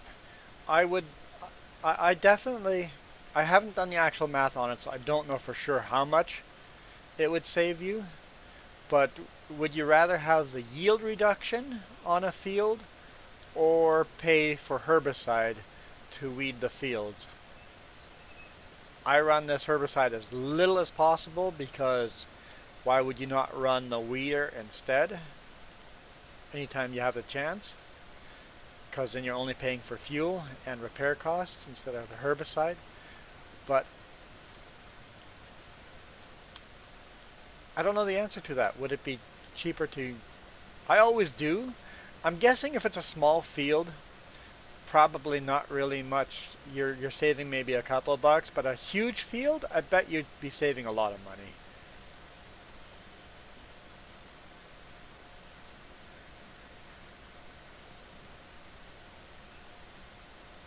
But I think you have to spray the herbicide before the field is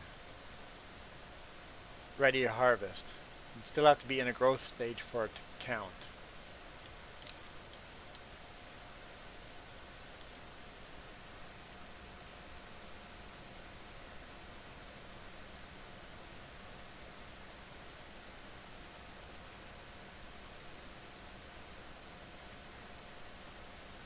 I've never run seasons, so when you say weeds grow bit by bit, they're a little more sporadic here and there type of thing. That's interesting. It is more realistic that way.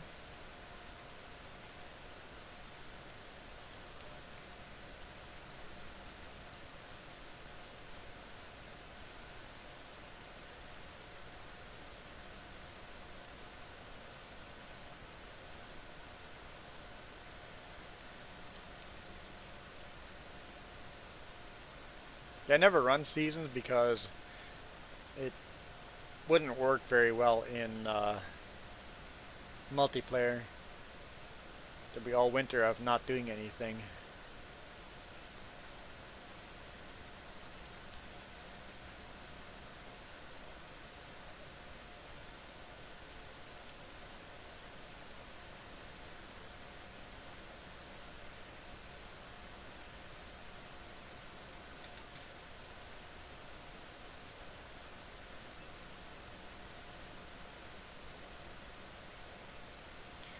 No, I'm not owner-operator. I run a company truck.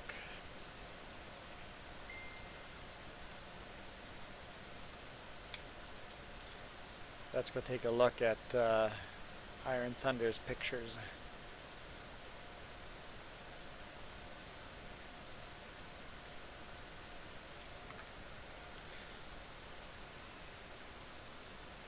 I'd have to go to Bookface, huh?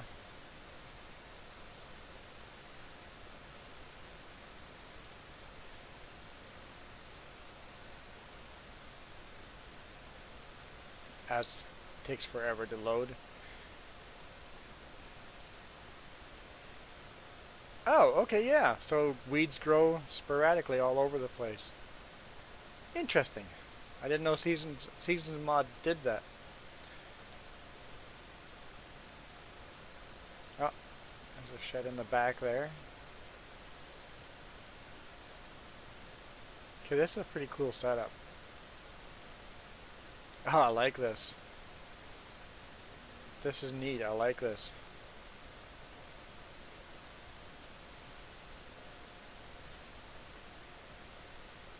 That's a cool setup. And having the combine inside like that, I like it. Um,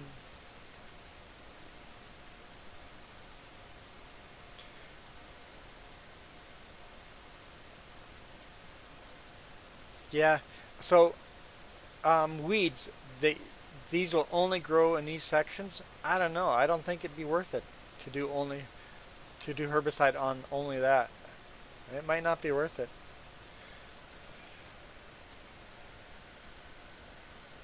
So Caleb, owner operators in Canada? Yeah, there's quite a few owner operators in Canada. It's probably very, in fact, there's some huge trucking companies in the US, so there might actually be more owner operators versus company truck drivers in Canada. I don't know if that's true because there's Bison and big companies like that. Owner operator is, if you want to be an owner operator, it would be very, very, very helpful to get your heavy duty mechanics license first. So, because if you could work on your own truck, yeah, if you want to be owner operator, you're married to your truck. You run during the week and you fix it on weekends. So, yeah, I like being stress free and not running, not having my own truck. And when I break down, I don't have to worry about the huge bills. I only lose the couple of days of work that I lose.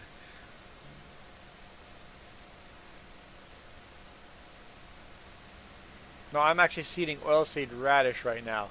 The field in front of us, that little square field in front of us, that is potato. It's growing right now. It's not ready for harvest yet.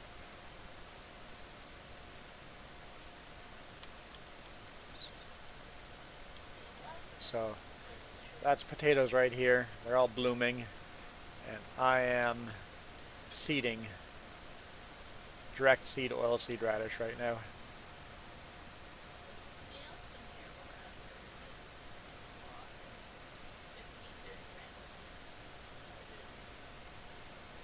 Yeah, I hear a lot of owner operators talking about, or people that used to be owner operator, where they lose a lot of money instead of making money because they had a lemon of a truck. So it might not be worth being an owner operator. Um, so I heard someone say that they can cover up to 3/4 of the field at harvest time. Okay, so maybe it might be worth at the last stage growth to grab herbicide and run over it.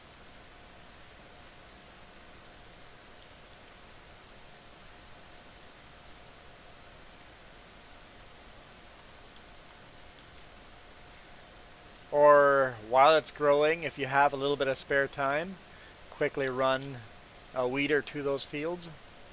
I don't know. It's seasons is. I don't play enough to experiment with seasons, but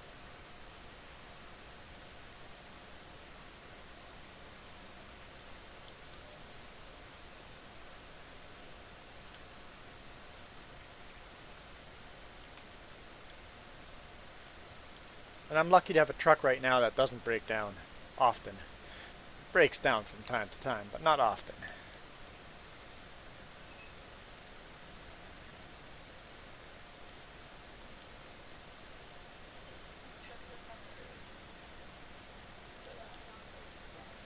Yeah, as many miles as we put on those trucks, you have to expect them to break down from time to time. If your car ran that many hours, it'd be breaking down that often as well. Actually, I'd say your car's going to break down a lot more often.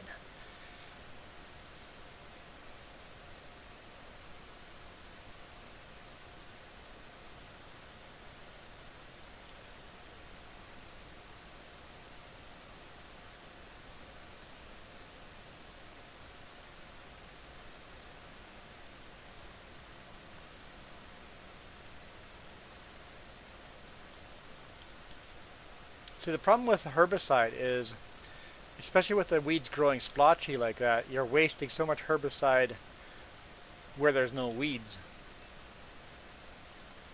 So it might be worth running herbicide in a place where there's a lot of weeds, but yeah, I don't know. It's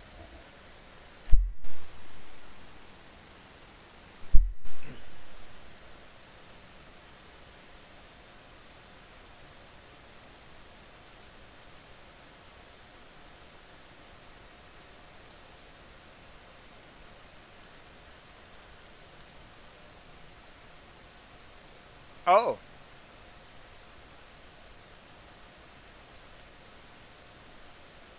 Um, so if you run a field with herbicide, no weeds will grow until you've harvested it? Interesting. Interesting. That makes sense. Your herbicide, you're being proactive. Okay, I like the idea. Hey, Caleb, I'll show you here in a second. Farmer Joe takes care of most of the animals, but we do have animals on this farm. We intend to get more. Yeah, herbicide might be worth it then. Yeah, it might be worth it. I don't think you'd be losing money in that case. Okay, let's take a quick look at prices. Wheat still going up, sunflower still going up. What's that? I should get ready to go to the store soon. I'll finish seeding that field. Alright, so we got our cows right here. Got their water over here. Supply the straw here. Here's liquid manure. We don't have a way of using liquid manure yet. It's just being stored there. We have to get a liquid manure spreader for our fields, so get some free fertilizer. Here's some dry manure, which we use for our vineyard. Whoop. Over here is where we collect the milk. This is where we feed them.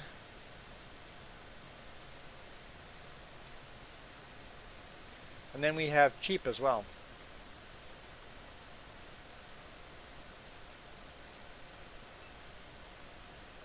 What's the use of cows? Milk. And what's the use of sheep? Wool. So, and the cows give you manure as well, which is useful for then, because you need manure for the vineyard and you, like if we get greenhouses. So here's our sheep. So cows are good for milk and for fertilizing. Yeah, I can go inside. Say hi to the sheep. They got lots of tall grass in here.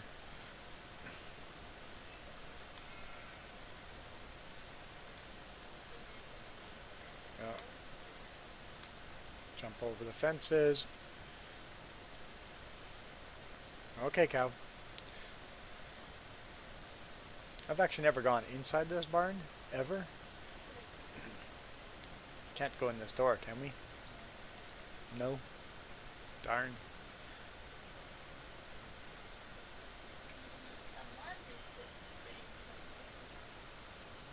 Can you sell meat? No, not as a vanilla game, but you can get a mod. I think it's the global company mods. You can get mods where you can sell meat. But these cows are for milk and fertilizer only.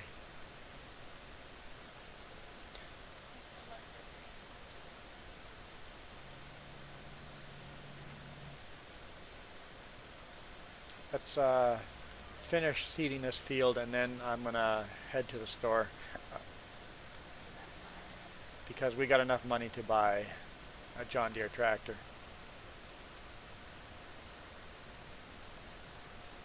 Ah yes, seasons mod. You're right. Seasons mod. There's different kinds of cows. Some are for milk and some are for meat. So some of them you just breed for meat. Right. I remember that now.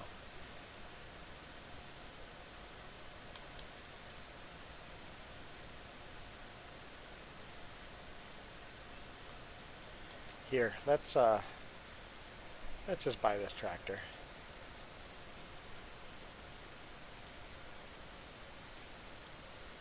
We want the 3-point hitch on the front. We want the American style wheels.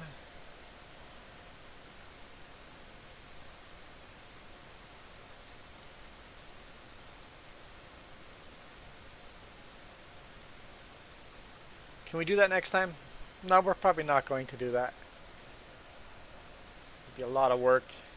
And for seasons mod we'd have to actually change the game.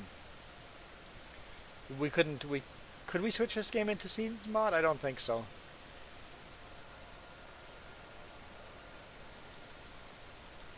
Here we go. And in the future we'll actually upgrade this engine to a bigger engine, but so we could go to a 200 horsepower engine, but we're going to stick to the 174 horsepower for now because that's an additional 10 grand, 10.5 grand. So for now we'll stick to this. In the future we'll replace the engine.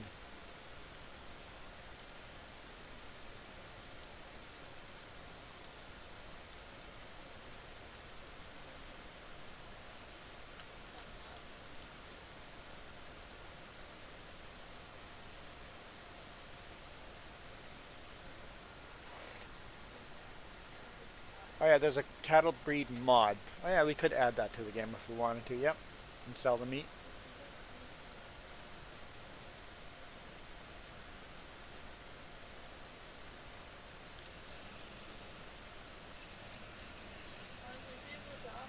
Oh, there's a good sound.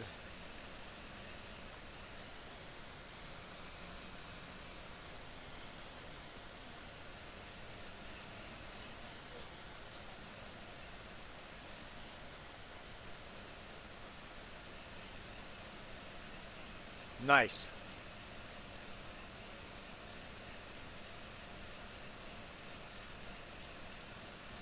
Okay, so you could switch the game into seasons, but you'd have to harvest all your fields, or else because it would reset your fields. Yep, you're right.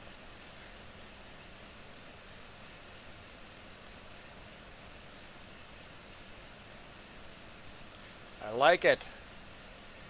4640. Okay, let's finish seeding our fields before picking that tractor up.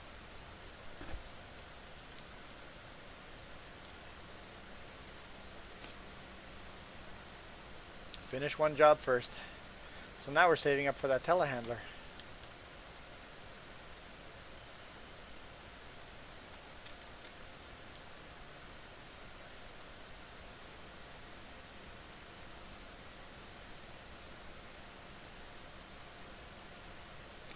Pigs? Use for pigs is just to breed and sell the meat. And manure. So that's on our list. We want to get a pig barn going as well. And then we can get chickens as well. We probably will do that too in the future. And chickens, there's no real money in chickens. You can sell the eggs, but it's really small money. It's just something, there's a little money in it, but it's not really worth it. But it'd be kind of fun to have a chicken barn as well. And of course we want to get a horse barn too. Maybe have like 2 horses just for the sake of having horses.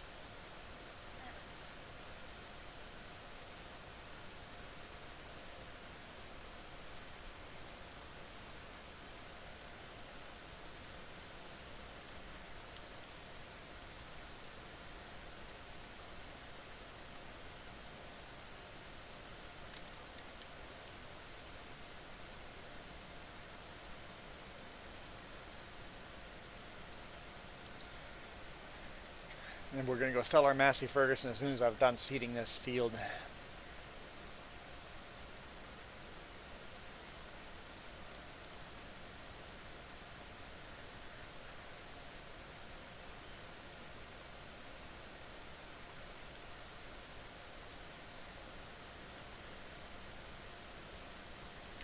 Oh, you guys have a John Deere 2066 combine.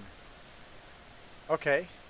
And then a few John Deere tractors, but you don't know their numbers. So what is a 2060 combine? 66, is that like an older school, like an old school combine, or is that a newer combine? I like the sound of that John Deere. It was a good sound. It's a nice classic sound.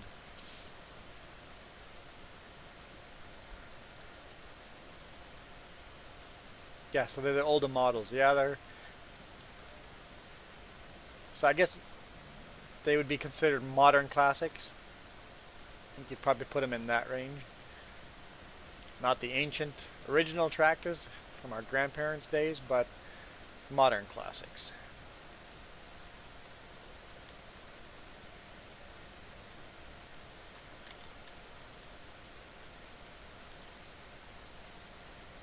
Like the John Deere tractor I just bought.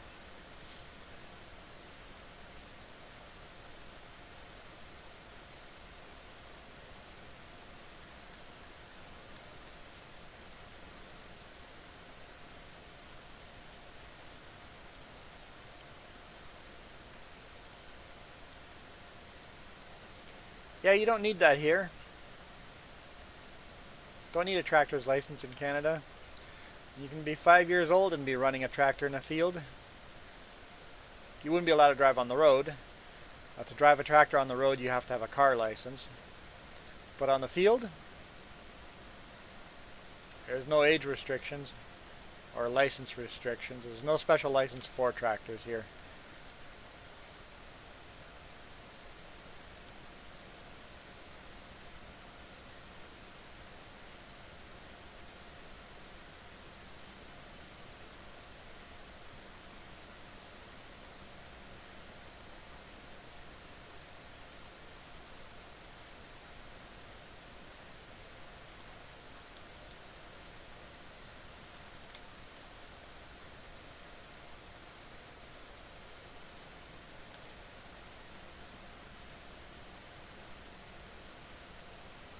Okay, so you need a license to work a tractor for someone else. Yeah, don't need that here either.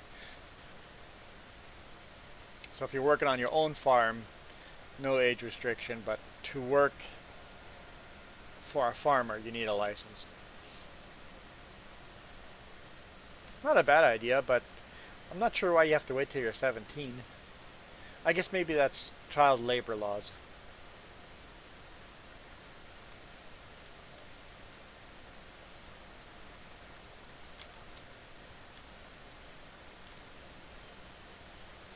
You're only allowed to be child labor if you work for the family.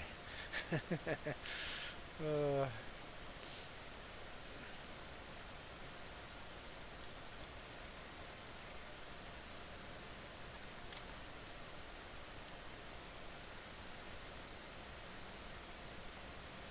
Almost done this field. Well, I was expecting to be interrupted by a phone call several hours ago, and it hasn't happened. We've been streaming for over 2 hours.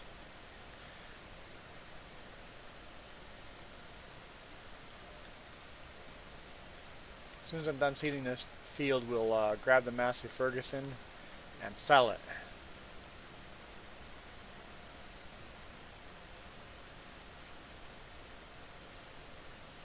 Oh, okay.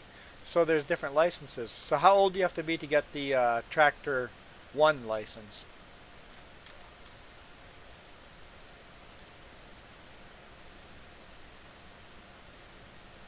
So basically you could run small equipment on a farm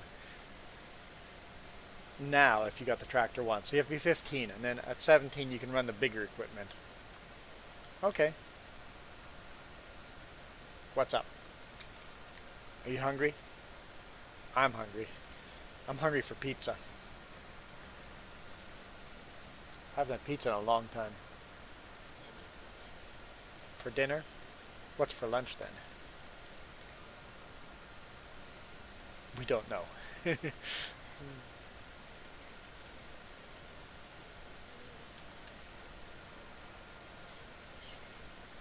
You had too much sugar for breakfast? It's messed up your diabetes? Dang diabetes. You should have known better, but sometimes you have to spoil yourself. You have to pay for it after.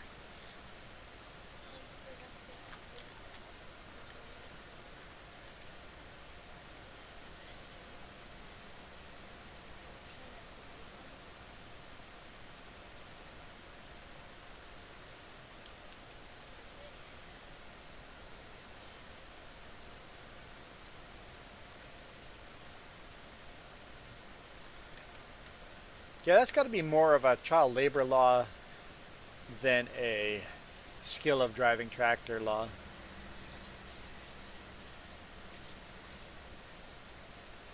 So it's okay to enslave a child and get them to work on a field, but you can't pay them.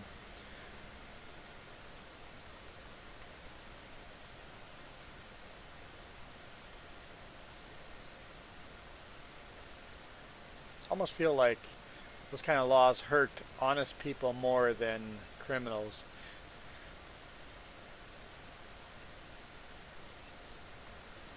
I guess that's the case for any.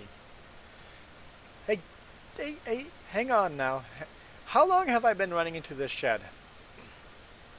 Did you guys see something in here?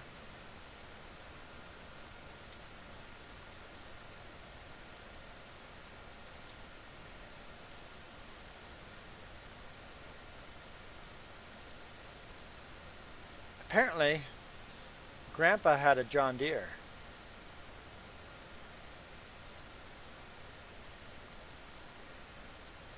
Obviously, the person that made this map,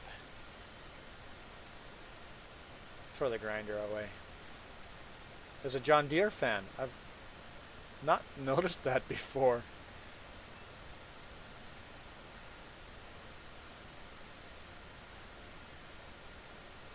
Trying to read other stuff now. Can you hear me on the headphones? That is funny.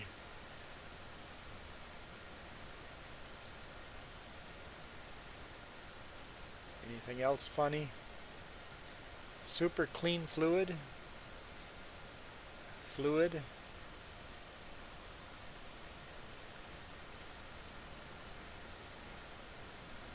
Plot twist.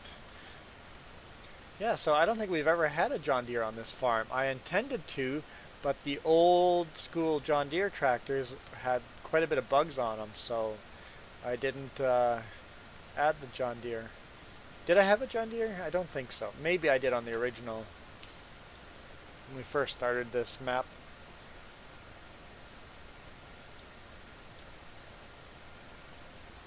Maybe I did. I can't quite remember. It's been a long time ago since we started this map. This farm has grown huge since then, but it's still a tiny farm.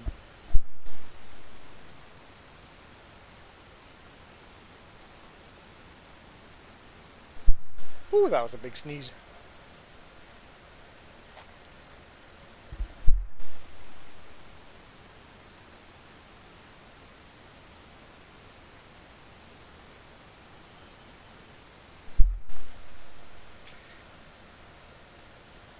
Yeah, we don't know here either. In the US, they've started going back to school, and immediately the stats for children getting COVID, like very young kids getting COVID, has jumped up huge. So I don't know if it's a good idea for small children to go back to school, but I think anyone that's a teenager, though, basically, I think small children maybe shouldn't go to school, but any kids that are old enough to understand that you have to wear a mask and social distance and actually follow it, maybe you could open those schools. So maybe teenager and up. That'd be my opinion. Small children, no school. Bigger children, school. Teenagers, school.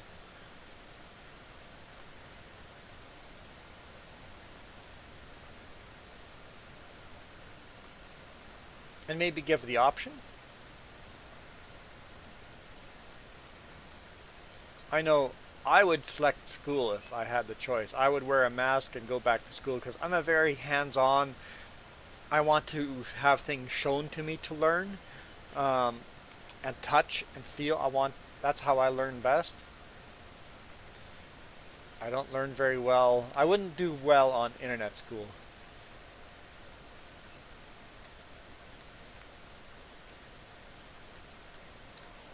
Goodbye, Massey Ferguson. And yes, you would think we'd sell that small little blue tractor before this Massey Ferguson. No, we are not. We're selling this piece of junk first. Actually, I love Massey Ferguson. It's just the way it's programmed. I don't like the way it's programmed. It's just a pain to play with. It's mostly the steering. It doesn't turn tight enough.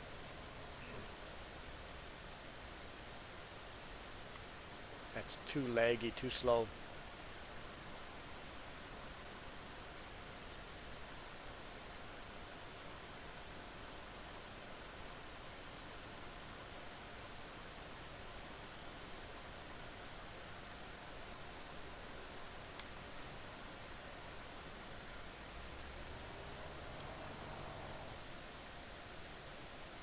Okay, we'll sell this trailer and this tractor.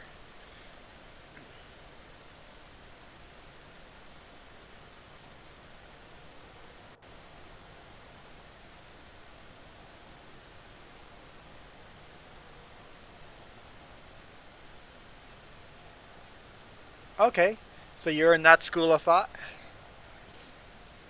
I disagree with you, but that doesn't mean you have some valid points. Your side of the school has some valid points.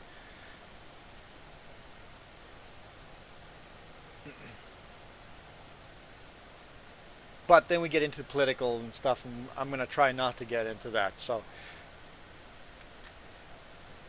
and you're allowed to be that guy, because that's what makes us humans. We're allowed to disagree on things and still get along.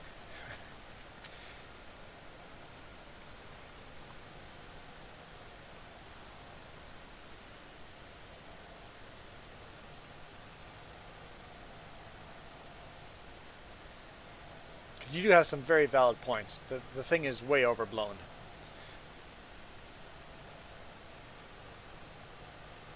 Oh yeah, definitely a huge anti-mask, but in the U.S., the anti-mask is much stronger. We're not forced to wear a mask. It's voluntary here in Canada, at least here in BC. Some places in the U.S., like when I go to Washington, it's mandatory to wear a mask.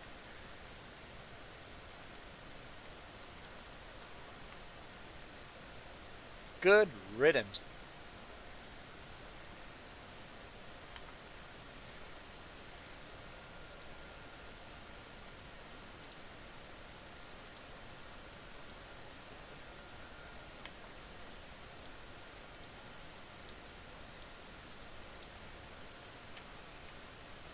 There we go.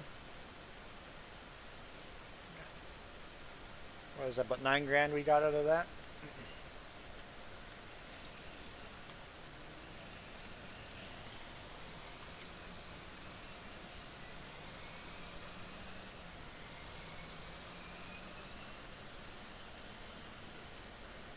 She's got a pretty good top speed, 53 kilometers per hour.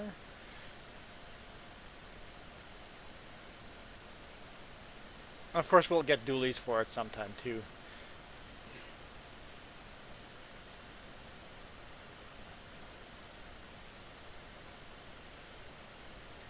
And do I wear my mask all the time? No. I hate the mask. If I'm going to be within 6 feet of people, I'll put the mask on. So if I go to a store, stuff like that, I'll put a mask on, but that's about it. And of course, places where it's mandatory.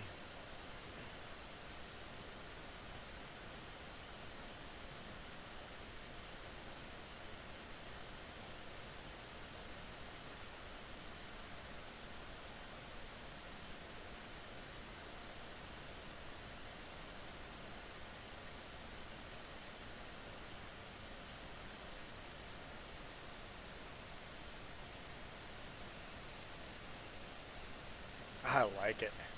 It's sure a long wheelbase, huh?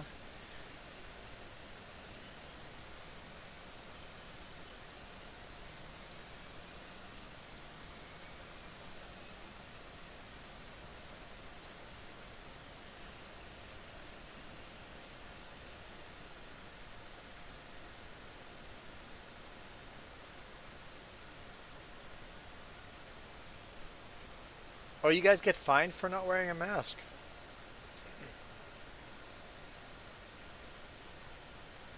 Sunflower, still going up, still going up.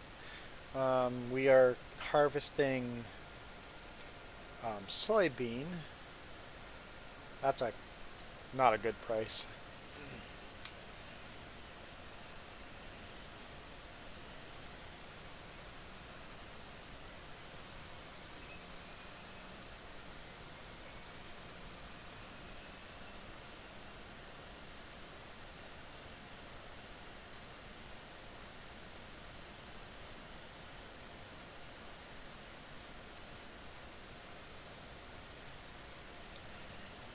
Yeah, I'll say one more thing about COVID. It's really not about the virus. It's more about the politics. We've had pandemics before. We'll get more.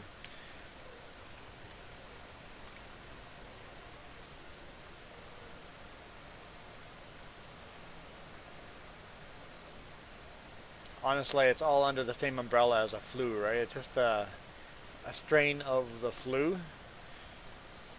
I believe COVID is real, but it not what the media has made it.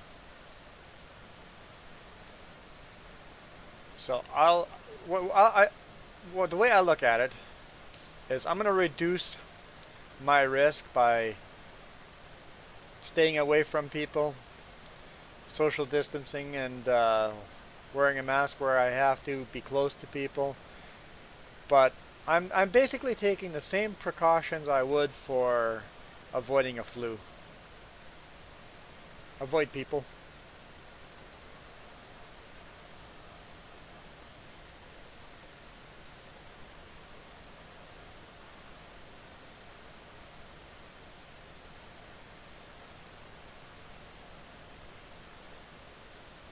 Oh yeah, I've heard all about. Yeah, there's there's so much going on. The problem with today's media is that the far right and the far left are all fake. There's so much conspiracy garbage on both sides that you don't know what to believe and what not to believe. So I think both sides, there's got to be a happy medium. So I haven't listened to news. I've turned it off. I don't care. I don't I don't care what people are doing. I've just decided I will reduce risk for myself if it's a flu or COVID or SARS or whatever. I'll reduce risk to myself so I don't get sick and turn the darn news off. I don't care.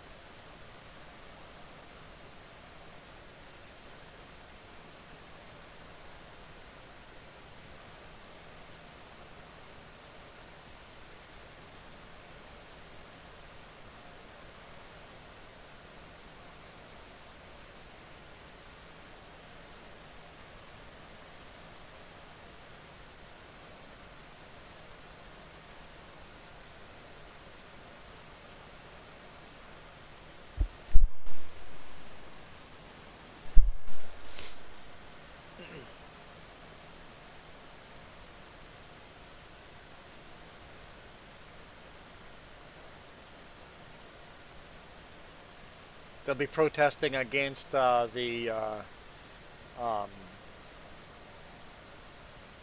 well, really it's prohibition type of style of laws.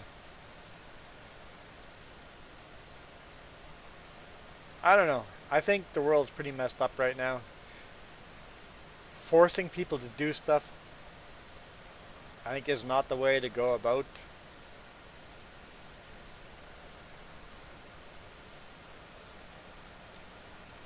Maybe the best thing would be to educate us and let us make our own decision.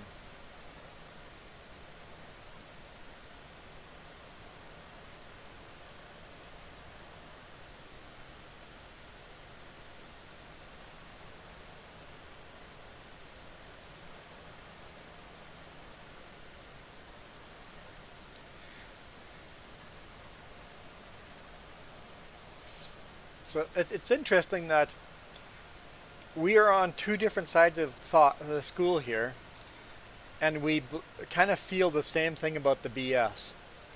So I believe the coronavirus is real, not what the media says the coronavirus is, but I believe coronavirus is real. But I think the BS on the quarantine stuff is ridiculous. So I've got a friend that's in quarantine right now. And the BS on why he is in quarantine is almost funny if it wasn't for him being in quarantine. So like me, he's a long haul truck driver. He's exempt from quarantining when he crosses the border. Anyone else that's not an essential worker has to quarantine for 14 days. But as a truck driver, we are exempt. So my brother ordered some stuff. So a little backstory here. In Canada, we do a lot of ordering stuff on Amazon, stuff like that, through the mail, online orders, and get it shipped to a small town across on the other side of the border. Because when you order something on Amazon, a lot of the time it is free shipping within the US, but if you get it shipped to Canada, now it's all of a sudden $300 of shipping to get it shipped to Canada. It's like, well, in that case, there are places in the US along the border, small towns at the border, that we can get stuff shipped to. So Orville, just across the border. My brother got stuff chipped there before the coronavirus kicked in, and he didn't have time to go down there before we were not allowed to go across the border anymore. So he's got a package sitting there to be picked up. They're actually practice swords. So they're basically non-sharp metal sword blades. So my brother gave me and our friend the information to pick up the package. If we ever go trucking through there, pick up the package, because he can't pick it up.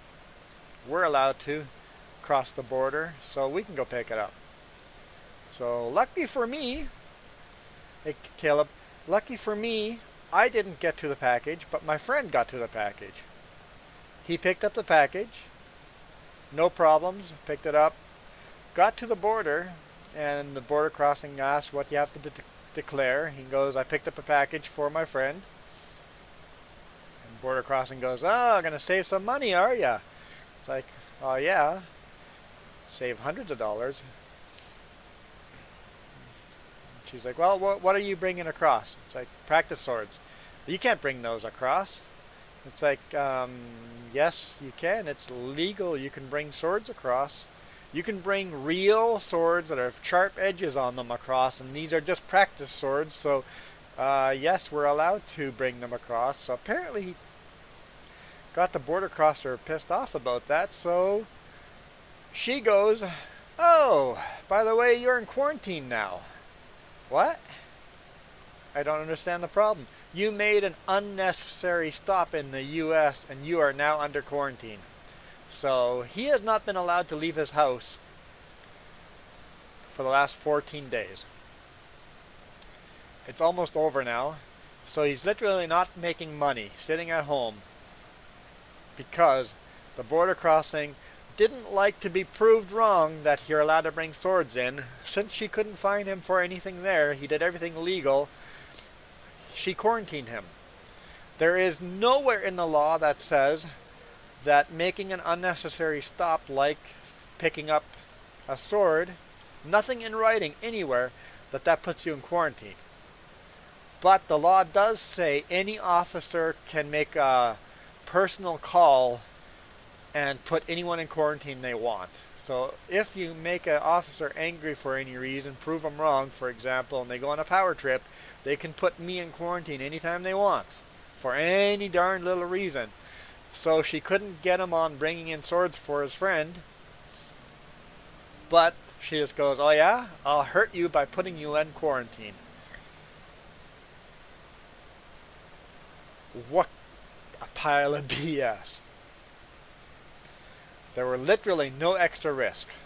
The place he picked up the sword, he had to pay for the cost of having him stored there, which is peanuts compared to the shipping price. There's a small fee. It was all touchless. The whole experience was touchless, contactless. There we go, contactless. He didn't contact a single person in there. Everything has got plastic shields. The person in the place explained exactly where the package was and made him go pick up the package himself. So no contact. And the only thing he touched was the keypad on the credit card machine, and she literally went and disinfected the keypad after he had used it, which means she disinfected it before he used it.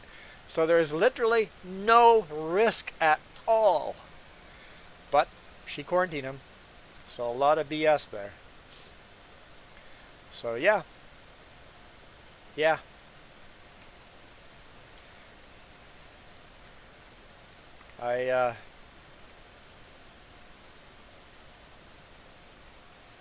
I'm surprised that there's not a revolt going on against this.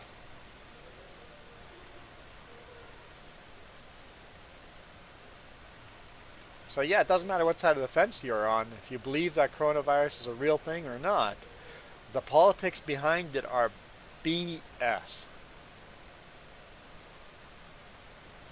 It has become such a political thing instead of a let's deal with a virus thing.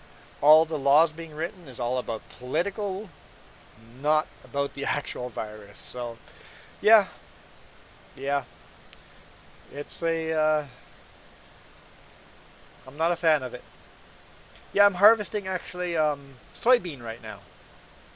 Actually, if you're ever interested, Caleb, on the bottom, I don't know if you can read this on the live stream. It might be the writing might be too small. On the bottom right-hand corner, where the little gauge is, there's that bar down there, and it shows you what I'm harvesting. So it shows you how full my combine is at 22% right now, and it says soybean underneath. 24%.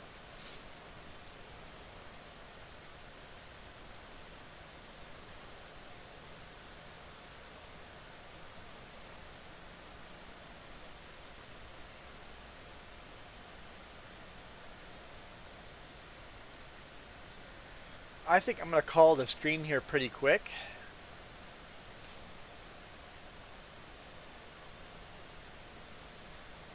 Exactly, Iron Thunder. It's very frustrating. So frustrating. Yeah, he tried to fight it legally, and they found out that legally he did nothing wrong. There's nothing written in any kind of law that he can't make that unnecessary stop, but the officer has free reign to quarantine anyone whenever they want for no reason at all, which really, really, really is a bad idea, because that's how people on power trips abuse the law.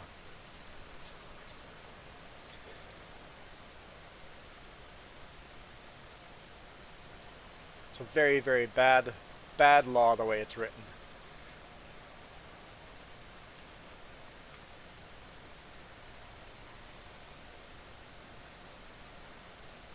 But like I said, I will do my part in social distancing. I will wear the mask. I will wear the mask if the other people are wearing the mask.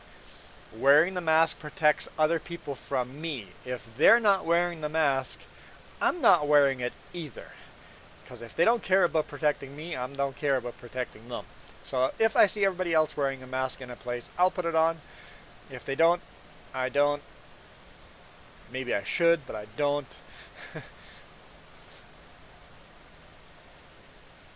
Because I shouldn't be selfish. But I guess I am. Aren't we all? I guess we're all selfish. We're a selfish species. Someone had a good example of that. If somebody cuts in front of the line, if you're standing in a line and somebody cuts in front of the line, that person is selfish, and they can't cut the line.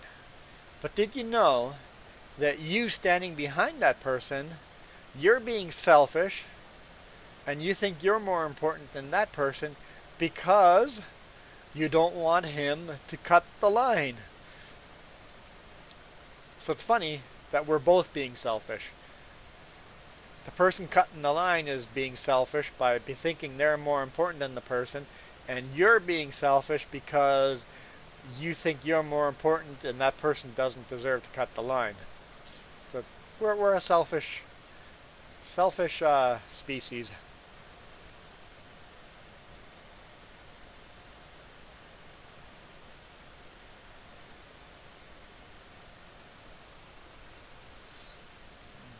Okay, cool. We're swinging subjects. I think I've had enough to say about that subject anyway. Okay, so next year people will be having problems getting electricity because of...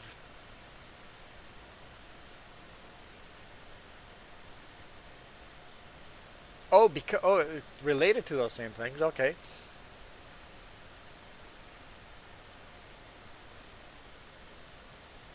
Okay, I like the idea. Yes.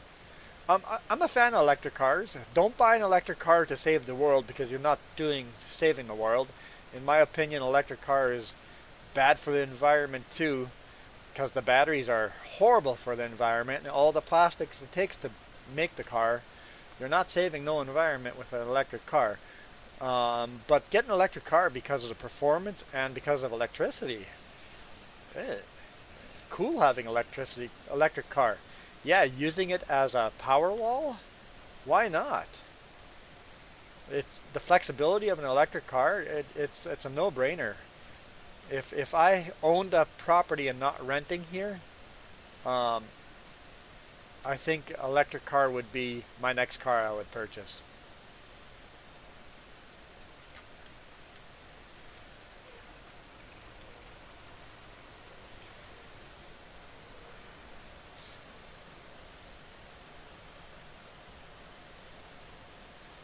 Yeah, if you get a transformer so you can connect the car to your house and the electricity can flow both ways, you could use the car as a battery backup, as as a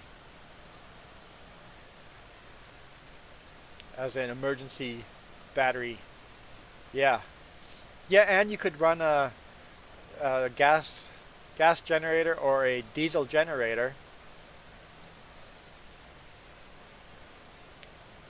or any kind of fuel generator to charge the car.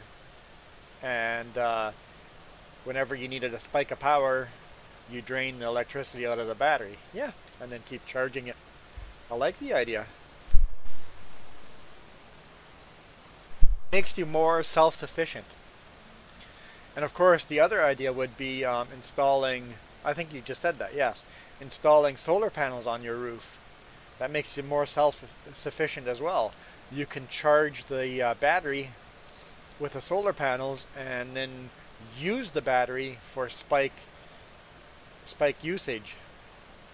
So during the day the battery is being charged, you don't use a lot of electricity, and then at night when you need, in the evening when you need a bunch of electricity, now you're using that electricity that you stored.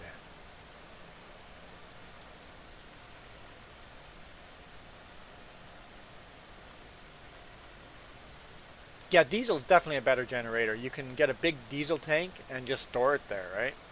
Um, Diesel doesn't get old as fast. With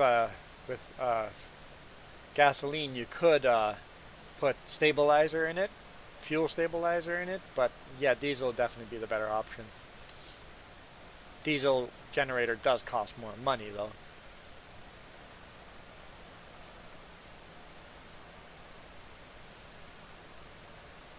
I love Toyota's advertising about their electric car, the hybrid car. A hybrid car, you don't even need a plug-in. I'm like, well then what the heck's the point? Basically, they're just using the gas engine in it to charge the battery. But I'm like, but I want a plug-in hybrid if I would get a hybrid. I would want to charge it at home, and then if I want to drive on a longer trip, have the gas power kick in. It's like, our hybrids are so efficient you never have to plug it in. I'm like, well, that's BS. I don't know if dark times are coming. I think dark times have always been coming. It kind of fluctuates like a wave. So yeah, I agree we're going into a dark time. In fact, I honestly think we're going to have some huge countries have revolutions.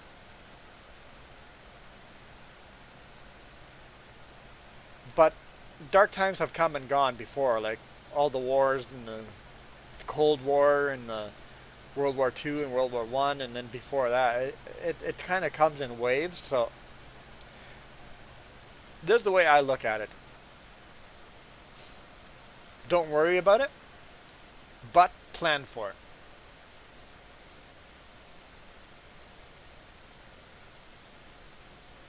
Always plan for the bad days, but don't worry about them, because you're just going to stress yourself to death. But also plan for them. Try to be more self-sufficient. The more self-sufficient you are, the less the global economy and global disasters and stuff like that affects you personally.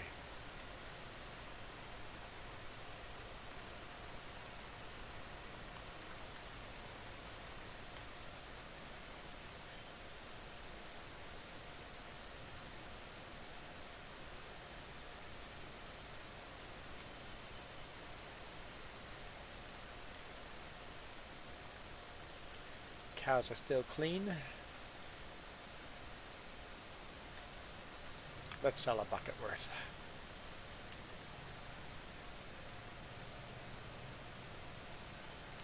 I think we'll call it a day though. This has definitely been the most political stream we've had in a long time. So if you guys disagree with me, like me and Iron Thunder don't even agree with each other, but don't be afraid to voice your opinions as long as you do it respectfully, and don't be afraid to disagree with us. I don't mind disagreeing with people. We can be friends and disagree.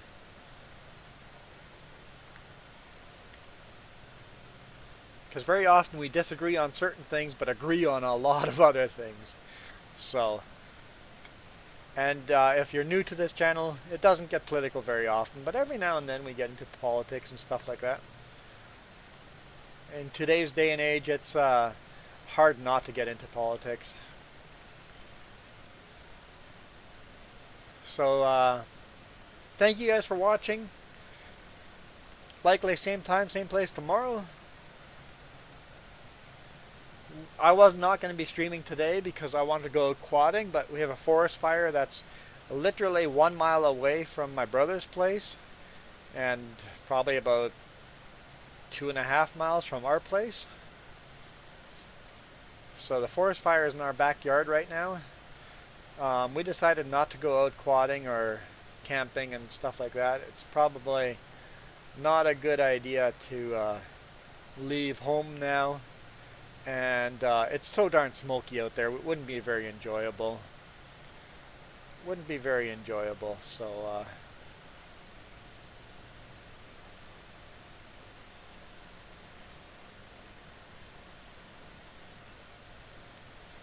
so we decided to stay at home and just relax and keep an eye on the fire. So yeah, the fire is definitely scary close. We are under evacuation alert.